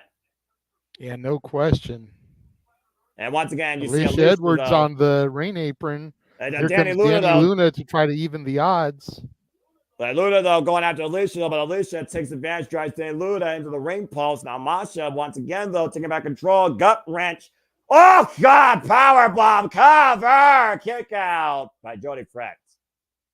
Keeping her hopes alive. That was a hard powerbomb high on the shoulders of the neck. Watch the way she lands. God! She had one leg over one shoulder as well, which allowed Jody Fred, I think, to escape. Here's Alicia again, trying to use the tag championship the same way they did at Slammiversary. Alicia was trying to set up the tag title there on the turnbuckle pad. Well, Danny Luna, though, again, trying to get the officials' attention. Oh, and Danny Luna making Alicia pay. About the time somebody finally takes her out. Wait a minute, Jody Fred, though, stopping the collision in the corner. And now Masha drops her face first into the title. Turnabout fair play. Karma's a bitch. Hoist her up. 7, 4, 1. Shoot the half. Cover. 2. Jody Fred has been one half of the TNA Knockout Tag Team Champions.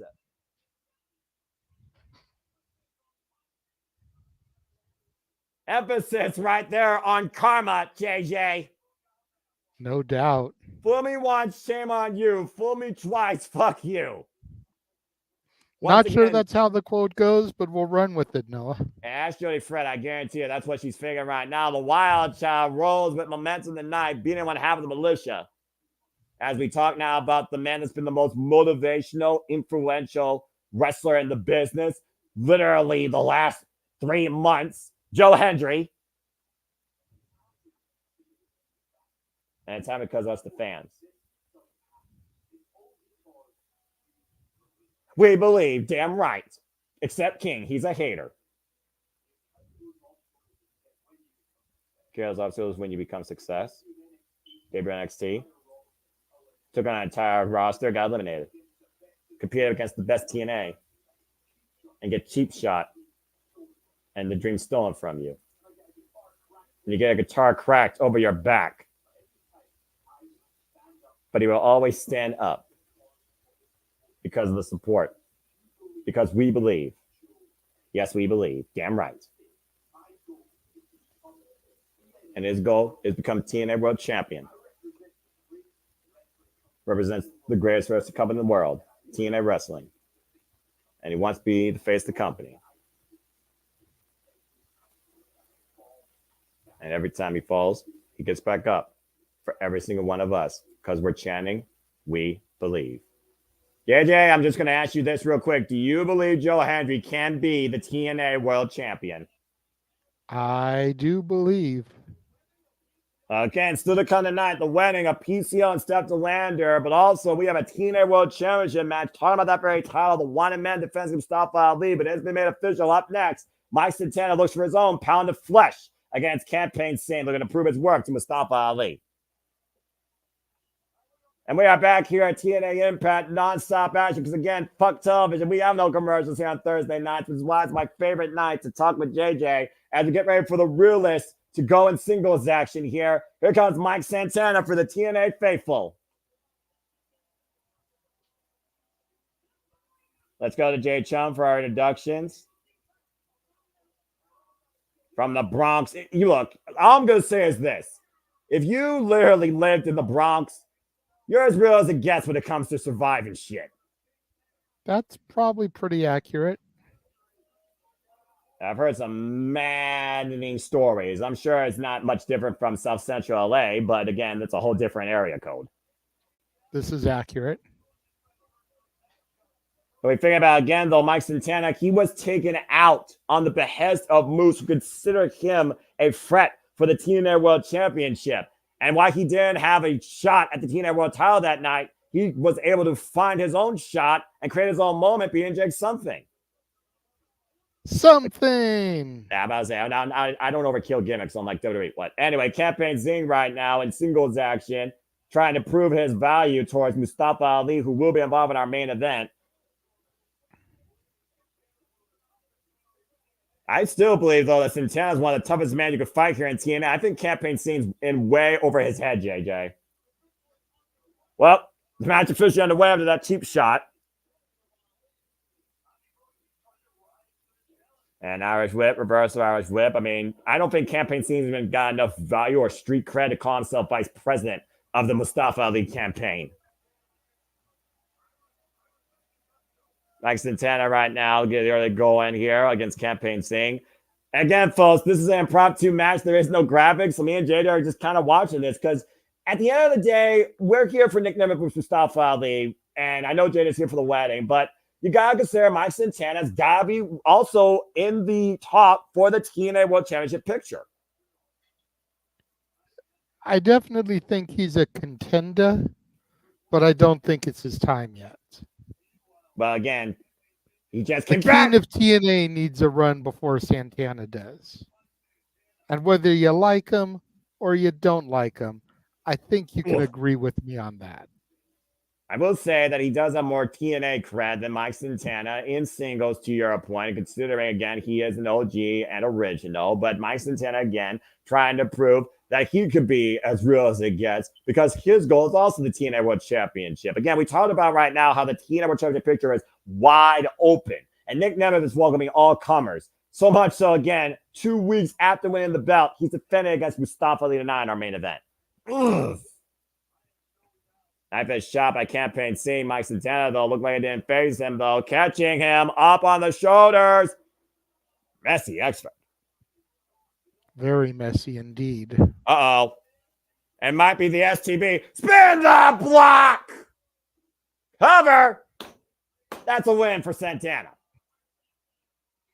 As we knew it would be. Let's be real. I mean, come on. Campaign Singh with a victory over Mike Santana. What world am I living in? I mean, stranger things have happened. True. I'll give you that. But the odds are, in the words of the boss man, Aaron Rift, highly unlikely in all likelihood. Good stuff. And I stand with a microphone. Hyped up tonight in Montreal.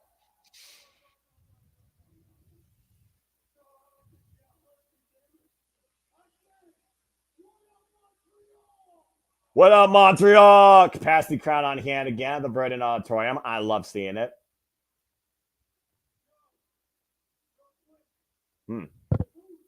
Well, I knew that he was going to pick up some unfinished business.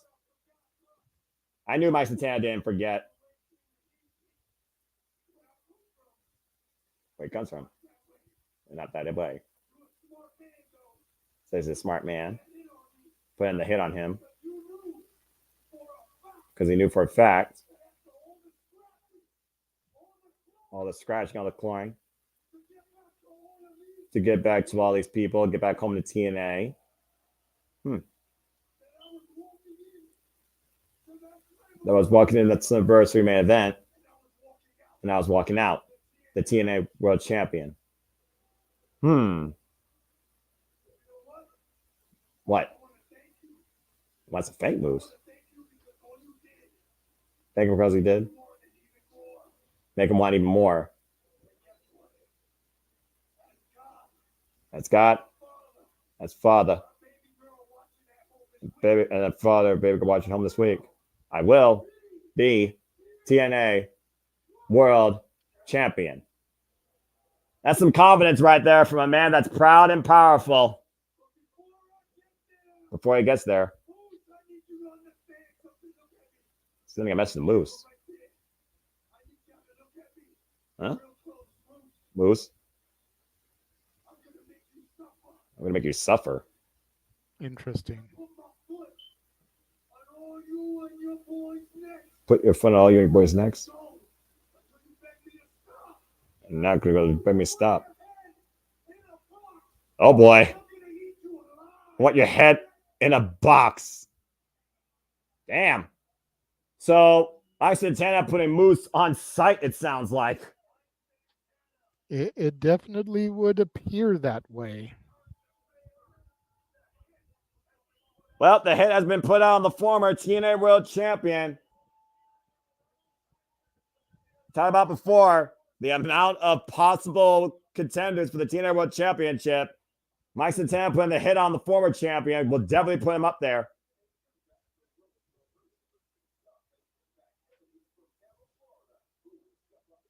A little bit of hype here for next week. Of course, as long as we are able to, we'll continue to cover NXT/TNA, as long as Multiverse of Media continues the support and love for it, and we are willing and able to. Got to consider, again, who's going to step up to the juggernaut. Is Jonathan Gresham going to return? Will we get an answer from Moose regarding what Mike Santana said?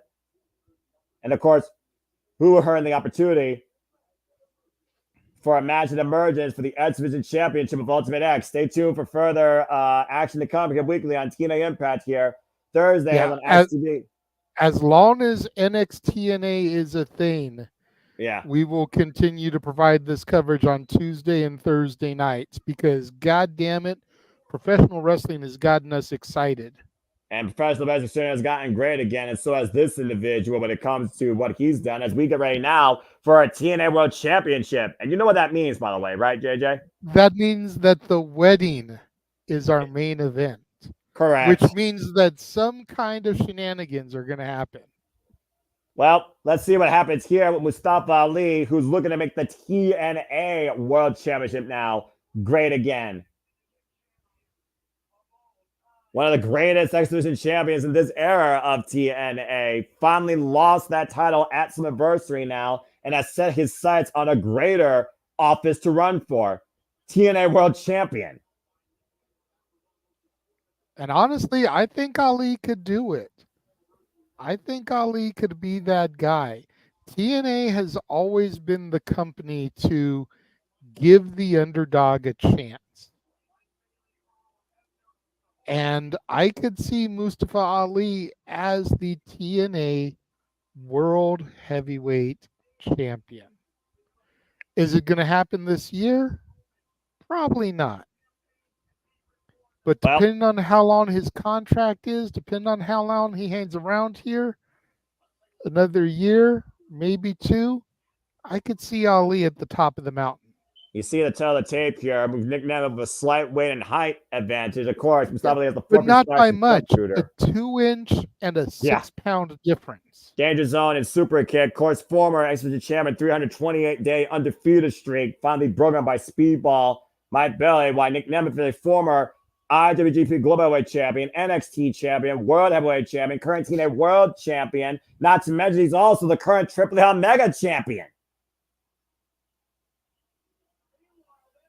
Meanwhile, this man defied the odds and finally, for the first time in his career, beat the system as Nick Nemeth was able to survive the field and put down Frank Kazarian in the end, taking him into the danger zone. Now the wanted man is the most wanted target in TNA Wrestling. Can't argue with the man and his bravado and his MO, JJ, when it comes to that confidence he puts in himself, saying that he is the best damn wrestler in this business. He is that damn good. Now he has the belt to prove it. Yep. And now we write the first chapter of the Wanted Man era in TNA Wrestling as the TNA World Championship is on the line. And he said again, anywhere, anyone, anytime. TNA World Championship match up next here on TNA Impact. Let's go down to Jay Chung for our introductions. This is our main event match of the night. Wanted Man's first defense of the TNA World Championship. Here we go. Jay Chung looking as lovely as always. I still say walking weapon. Yeah, I'm about to say, for those that don't know, I still say World Championships, though, deserve to be main events every time, all the time, and closest to the show. But I'll just leave that to myself. Again, if they're making the wedding the main event, you know there's going to be some kind of shenanigans, either a debut, a return, something is going to go down. Plus, you've also got to keep in mind, we all know this was filmed in advance. So what better way to go out than to have a lot of destruction and mayhem and then clean up everything afterwards, as opposed to set up and then have to clear it all out for the main event. Fair enough. Weddings either need to be the first thing on the show or the last thing on the show because of the setup and breakdown involved. Nick never stirred the madness, of course, of Moose, Josh Alexander, the motivation of Joe Hendry, Frank Kazarian, and the mayhem of Steve Macklin to claim the TNA World Championship for the first time in his career, starting all over for the first time outside of WWE. And it says again, we'll defend against anyone, anywhere, anytime. Just step up to me and say that you are the best, and I will prove you wrong. As this match begins, Condell tie-up, and right now, of course, amateur background from the Kent State All-Star coming into play here. Wants men in the early going here, grounding the X Division champion. There's a cover. The 2 count on Ali, and right now Ali's been unable to even get out of the gates right now. It's still crazy. Again, 2 weeks after TNA Multiverse, we already got a TNA World Championship match on TNA Wrestling TV. Hey, that just shows the fighting spirit of the Wanted Man, our champion. I mean, I'm not trying to put down champions in other companies, but how many times do we see the WWE champion, the AEW champion defending the title just mere weeks on regular television after winning the title? No, nay. They usually wait till the next pay-per-view. They build up the angle and the storyline to get to the challenger. I will say this in defense of Swerve Strickland. He did defend it, though, shortly after Dynasty on Collision against Claudio Castagnoli. But the WWE stuff, you're not wrong. Drop kick! I mean, hell, I watched your Horseman panel yesterday. I saw how many times Jeff Chadwick ripped on Logan Paul. Was he wrong, though? He was not wrong, but I was waiting for one joke that could have added one more to his insults. Oh, God, what are you going to say? Every time that he got one past 2, when you threw up the counter, he could have been like, and that's one more insult than Logan Paul has had title defenses. Yeah. Bing, and that 11. would have been another insult. I'm going to personally open, when we talk about the United States Championship, stay tuned, folks. It will be shortly after TNA Impact tonight. I'm going to personally make sure to reference Jeff Chadwick's count and add yours to it, and then see if anybody else even knows what the heck we're talking about. And stay tuned again, folks. After TNA Impact, we're going to take a short 30-minute break and get into City Predicting. It'll be me, JJ, Stapway, and the Bingus and Big G giving you our simple predictions towards the biggest event of the summer, SummerSlam. Of course, we'll be covering here Saturday night with our own normalized pre-show amount before the show, 6 p.m. Eastern Standard Time, 3 p.m. Pacific on Saturday. And that's still so much more to come here at JMN Multiverse of Media. We'll do our watch on trend other stuff too and other hype into this. And right now, oh God, Mustafa Ali right out, inside out, upside down. It's got to be eating Ali alive, considering the fact that he has finally lost the X Division title, considering he didn't care about the value of it, but knew what it meant towards the value of him and his global campaign, the fact that his undefeated streak in this business has finally been broken. Oh, God. Face first, the top turnbuckle, hard torso first there. You saw the sweat fly off Nick Nemeth's chest. And whether these two men think of it this way or not, you got to think about what a big fuck you this is to WWE, who thought so little of these two guys that they got sent down to NXT, Nick Nemeth even becoming NXT champion down there. And here they are. One is currently the TNA World Heavyweight Champion. One of them is one of the longest reigning X Division champions of the modern era for TNA. And here they are in the main event for their World Heavyweight Championship. And Ben, look at the hard impacts these both men are giving each other here. Sternum first goes Nick Nemeth, and face first goes Mustafa Ali in the second turnbuckle pad. These two are going for broke here for the TNA World Championship. As they should be. TNA World Championship, the most prestigious title in the company. They should be going balls to the wall for it. And Nick Nemeth right now bringing the fight to Mustafa Ali on the outside. Nemeth on the apron, Ali to the floor. Dangerous territory here for both champion and challenger. Oh, electric chair drop on the outside of the ring by Ali. Nick Nemeth is down. And Mustafa Ali has leveled the playing field for now in this TNA World Championship match. That was nasty.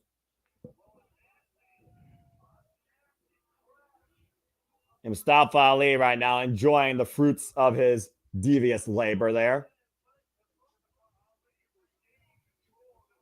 Mustafa Ali once again back in control of this TNA World Championship match, breaking the rest tank. And of course, Tyler challenging his hand via pinfall submission inside the ring. Oh, face first. I mean, again, like you said, JJ, at some adversity, despite I had a bad power outage, you, of course, saw the greatest moment Earl Hebner had in redemption in calling the sharpshooter decision for Speedball Mike Bailey on Mustafa Ali. Yep. And back in. Not making friends here with the official or anybody here in Montreal. Trying to once again reboot his campaign. Mustafa Ali in control of the champion. Again, driving Nick Nemeth face first. Attempting to, though. Nick Nemeth blocking, though. Sends Mustafa Ali face first to the apron now. And champion looking to regain control here. And now Nick Nemeth once again asserting his dominance against Mustafa Ali. Not done yet, but bringing him back inside of the ring. Oh, and Ali with a big shot overhead. Catching him amongst the ropes, the snapmare now, and Mustafa Ali follow up. Drop kick to the back of the head. Goes for the cover. pinfall. 2 count. All it takes is 3 seconds. Mustafa Ali can almost taste how close he is for the TNA World Championship. The pressure being applied now to the neck and the back here with the chin lock applied.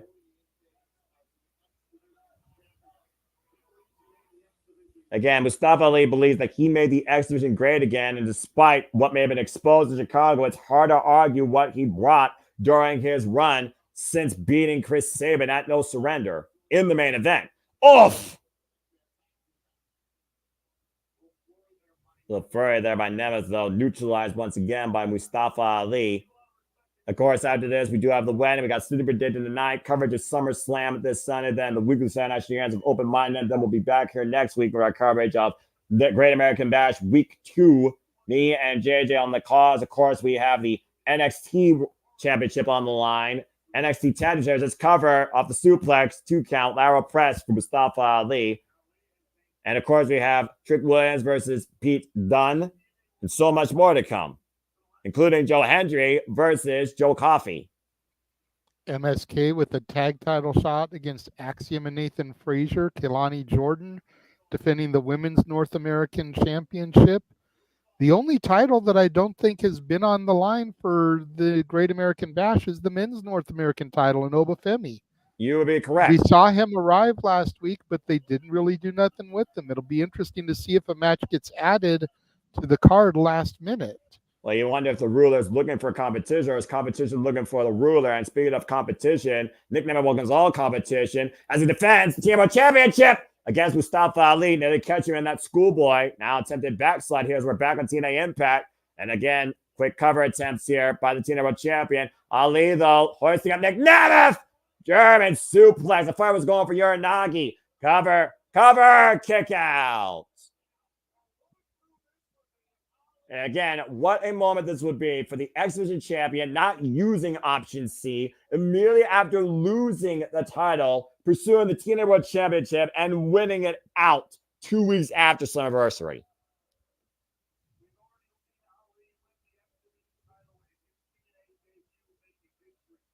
And Mustafa Ali once again back in control here on a night where we saw big European uppercut there. Again, on the night that we saw Masha Slamovich lose to Jody Fret after Karma bit them in the ass looking for the same play. They won to retain those titles back at Slammiversary. Mike Santana putting the hit out on Moose. Rolled through, though. And caught a net breaker. Nick Nemeth catches Mustafa Ali. We also, of course, saw Joe Hendry continue his motivational journey towards being the TNA World Champion, representing, in his opinion, the best wrestling company in the world, TNA Wrestling. Hard to argue with the lifeblood of this alternative. And Rosemary Brian forth a unique death note to her first upon her return, leaving a black rose on her chest and the arms crossed, and they still don't know what's going through Rosemary's mind. As Jordan Grace looking for somebody else to step up to her and challenge her for the TNA Knockouts World Championship.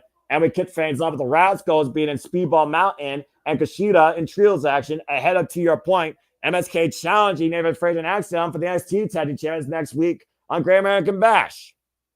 And to the point you made earlier, they're undefeated since getting back together as a full trio unit.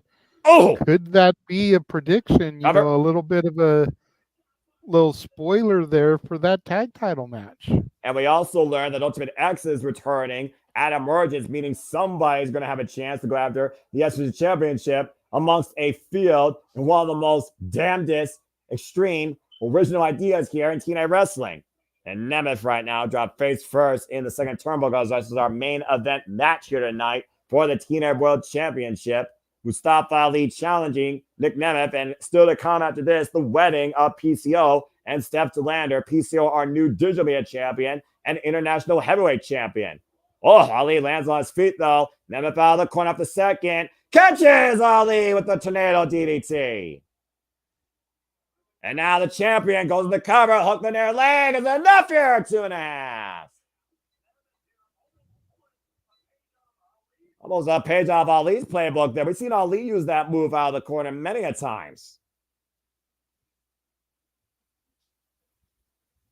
A reset point here right now for both champion and challenger. Nemeth slow to his feet.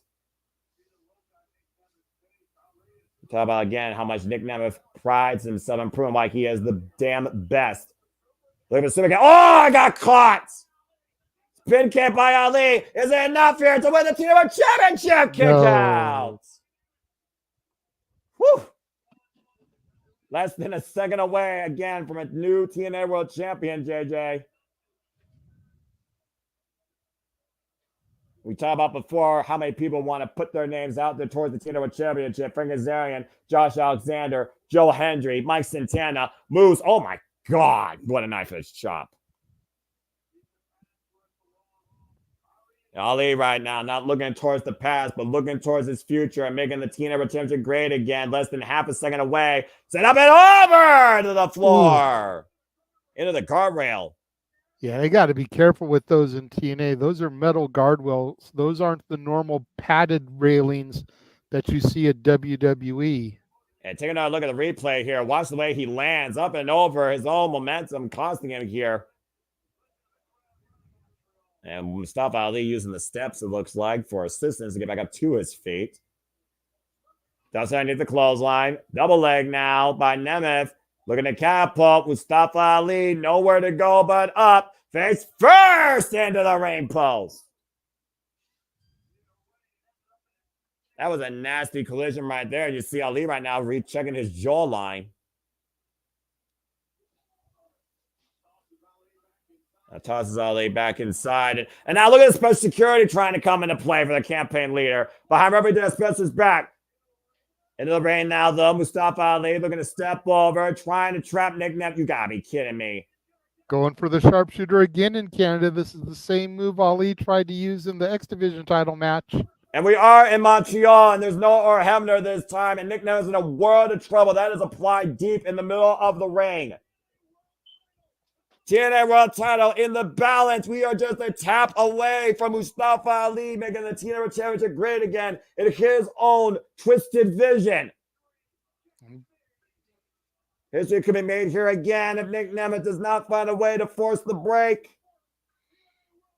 Be thankful that that's not a Hebner out there. Some people would consider that a tap, the way that he was pounding the pavement, trying to climb to the ropes there. And to your point, Nemeth was able to climb to the ropes and force the break, using 4 out of 5 seconds for extra damage. Of course, you damage the legs of Nick Nemeth. You damage that pop elevation he tries and gets off the danger zone.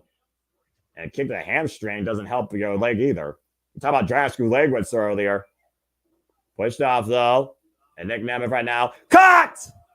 Him and a Famouster!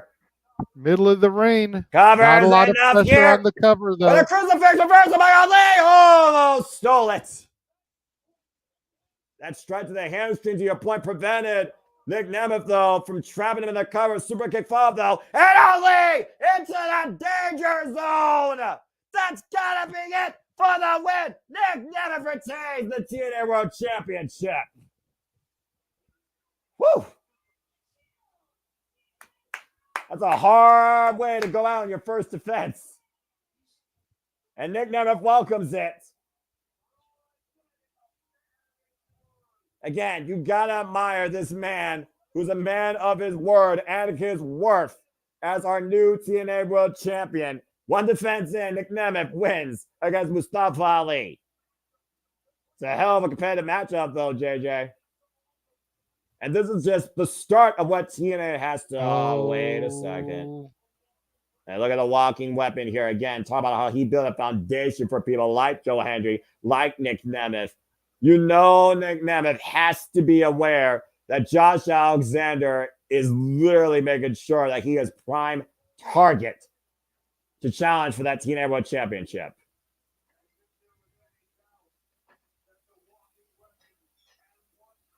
There's only one goal on the walking weapon's mind. Capturing the title he never lost. But Nick Nemeth right now is still the face of TNA as the wanted man era continues here. You know what's going to be next, Noah. Again, we've had a lot unpacked. We had a lot undone tonight. Again, thank you for those that have been watching. Please subscribe, comment, tell friends. We do this across all things wrestling, WWE family. But to your point, up next, time to cement a wedding. It's the wedding of PCO and Steph Delander. The moment you've been waiting for, bruv. And we are back here on TNA Impact getting ready for a monstrous union between PCO, the current Division Media champion, and of course our new international. What is Rhino doing coming out? Is he the best man? I mean, he dressed for the occasion. Maybe he's got a tie on. I don't think it's a clip on either. No, you can tell it's tied.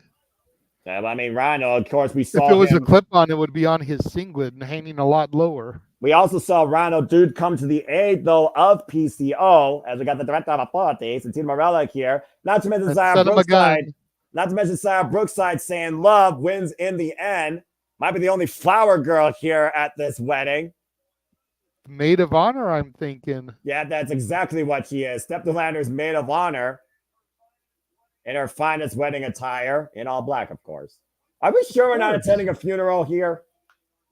It's a dark wedding, Noah. Come on. Look, I've heard of the program, bruv. I've heard of a white wedding, not a black lights are out. That can only mean one thing. Time for the groom to be resuscitated to life. For you cannot kill what won't die. Especially when love literally is keeping him alive. What the fuck am I about to freaking witness?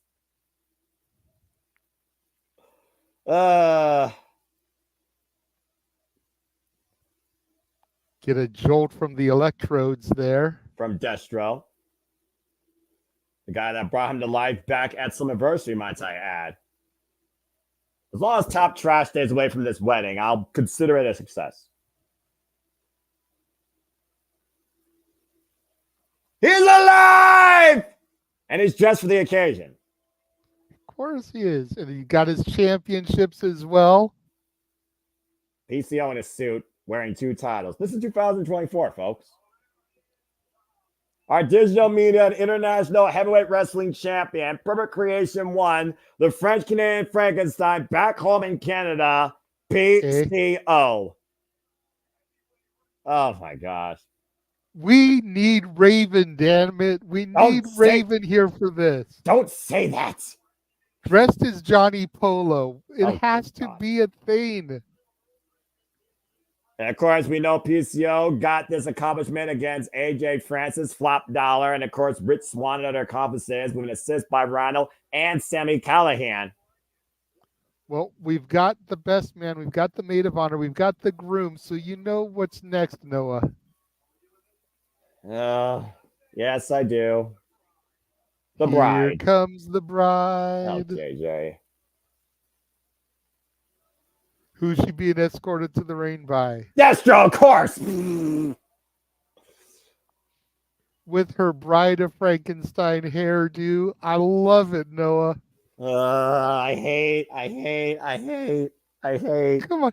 Just for the cinema here. Come on, Noah. This is gorgeous. It's definitely a unique presentation, to say the least. And they put out all the stops.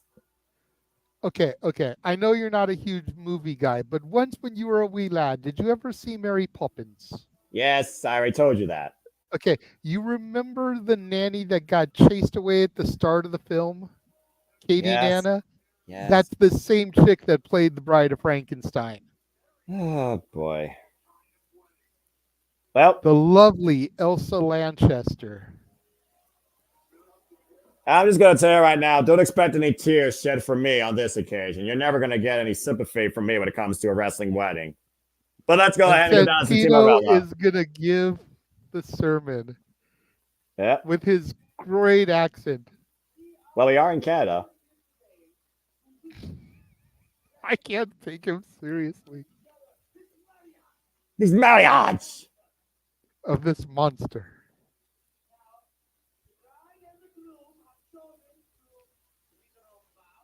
Trying to They're going to read their own vows. I can't take it. This is going to break me. Ah!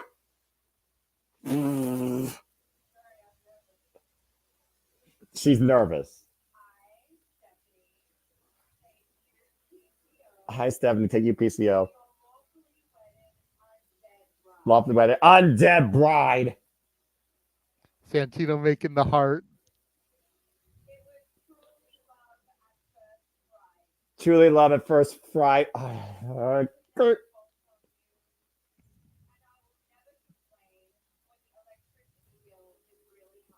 complain. Electricity bill is really high. Clearly.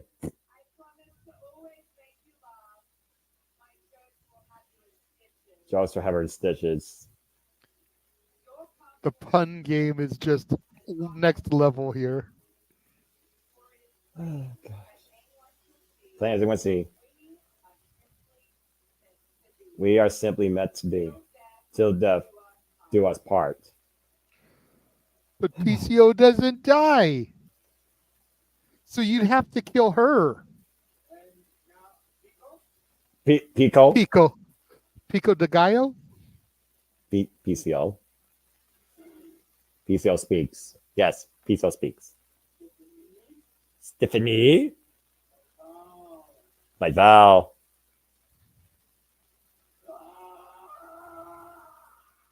What was that? I think you said love. Okay, I guess that's one way to have a vow.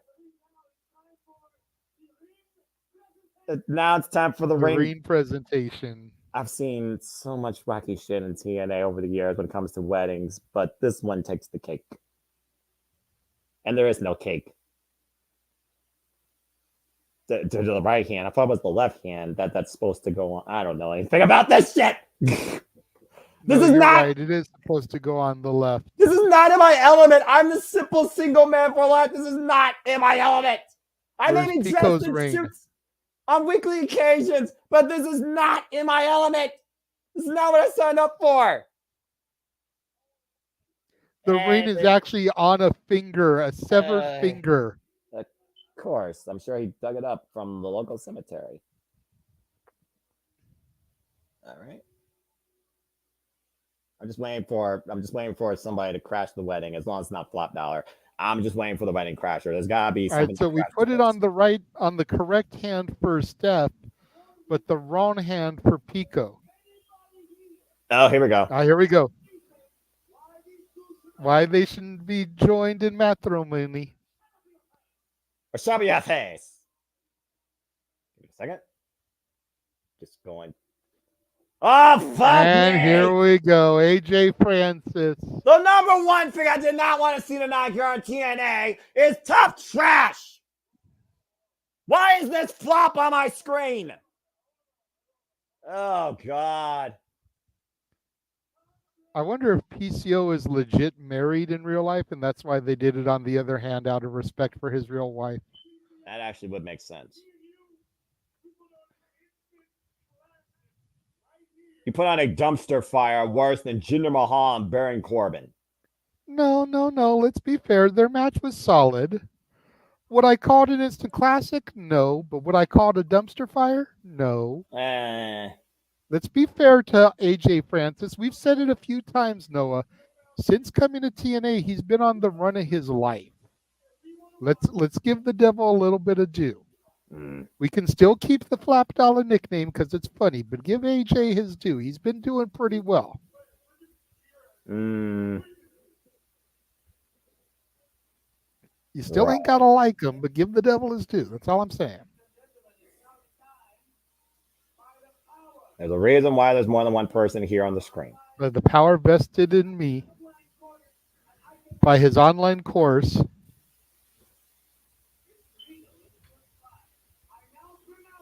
I now pronounce you monster and bride.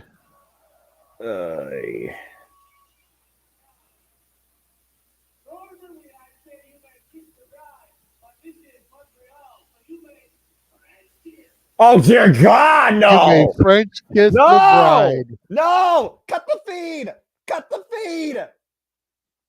Cut the feed! PCO kind of caressing her hand. You know what that means, folks, if you've watched enough movies and seen enough weddings. This is actually going to happen. Really, this is actually going to happen. They're actually going to show this on YouTube. Are we sure this is not going to be age restricted? What the fuck? Out. Oh, shit! It's Matt Cardona. Oh, my God! We knew he was going to come back. Look who's back! The former WWN champion and the Deathmatch King to the Deathmatch Queen. It was Matt Cardona that foul stepped to Lander in Australia, and they both ran roughshod over the deathmatch scene. But look, he's got a present in his hand. Maybe he's not here to cause chaos and mischief. He actually has a present in his hand. It's a wedding gift, Noah. And we haven't seen Cardona since he was injured. Oh, they just brain PCO and knocked Santino Marella out. What the hell was that? It's a brick. It's not a present after all. It's a brick. Looks like a piece of a tombstone. That's a cinder block. And here goes the destruction of the set. And literally right now, Zaya Brookside and Rhino, helpless to do anything here. Matt Cardona has crashed the wedding. You almost got to wonder, though, when Steph Delaney returned, it was literally Matt Cardona that aided her towards a TNA Knockouts World Championship match.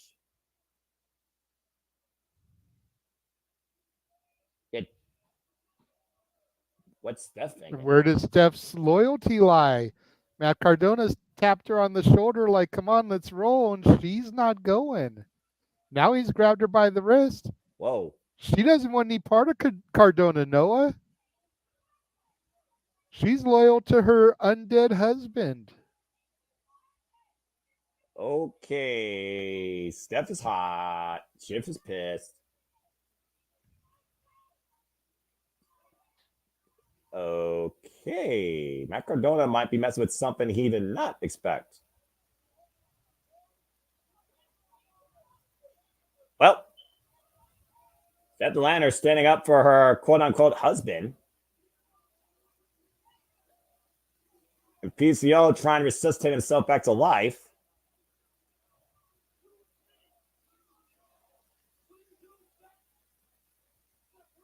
Steph Delander, her old woman, standing up for her husband, as once again, another wrestling wedding has been ruined for a bride. And the bride is left in sorrow and in sadness, being counseled by Zaya Brookside. Cardona can't believe that she would pick PCO over him. Well, French-Canadian Frankenstein back on his feet. I'm sure we'll get some kind of something here at Emergence, probably, Noah. As PCO and Steph Delander look on the destruction here. Well, for the Renegade Wrestling J.D. Williams, I'm assuming Noah Foster, this wedding has come to a crashing conclusion. Thanks for tuning in to our coverage of TNA Impact. We'll see you next week. We'll also see you on the other side here shortly. Forcing predicting. I'm not going to lie. That kind of ended more abruptly than I was expecting. Look, I may not be the most emotional guy on screen towards this stuff. I can understand the summit trying to be behind these events, but I can honestly say I never like to see a grown woman cry.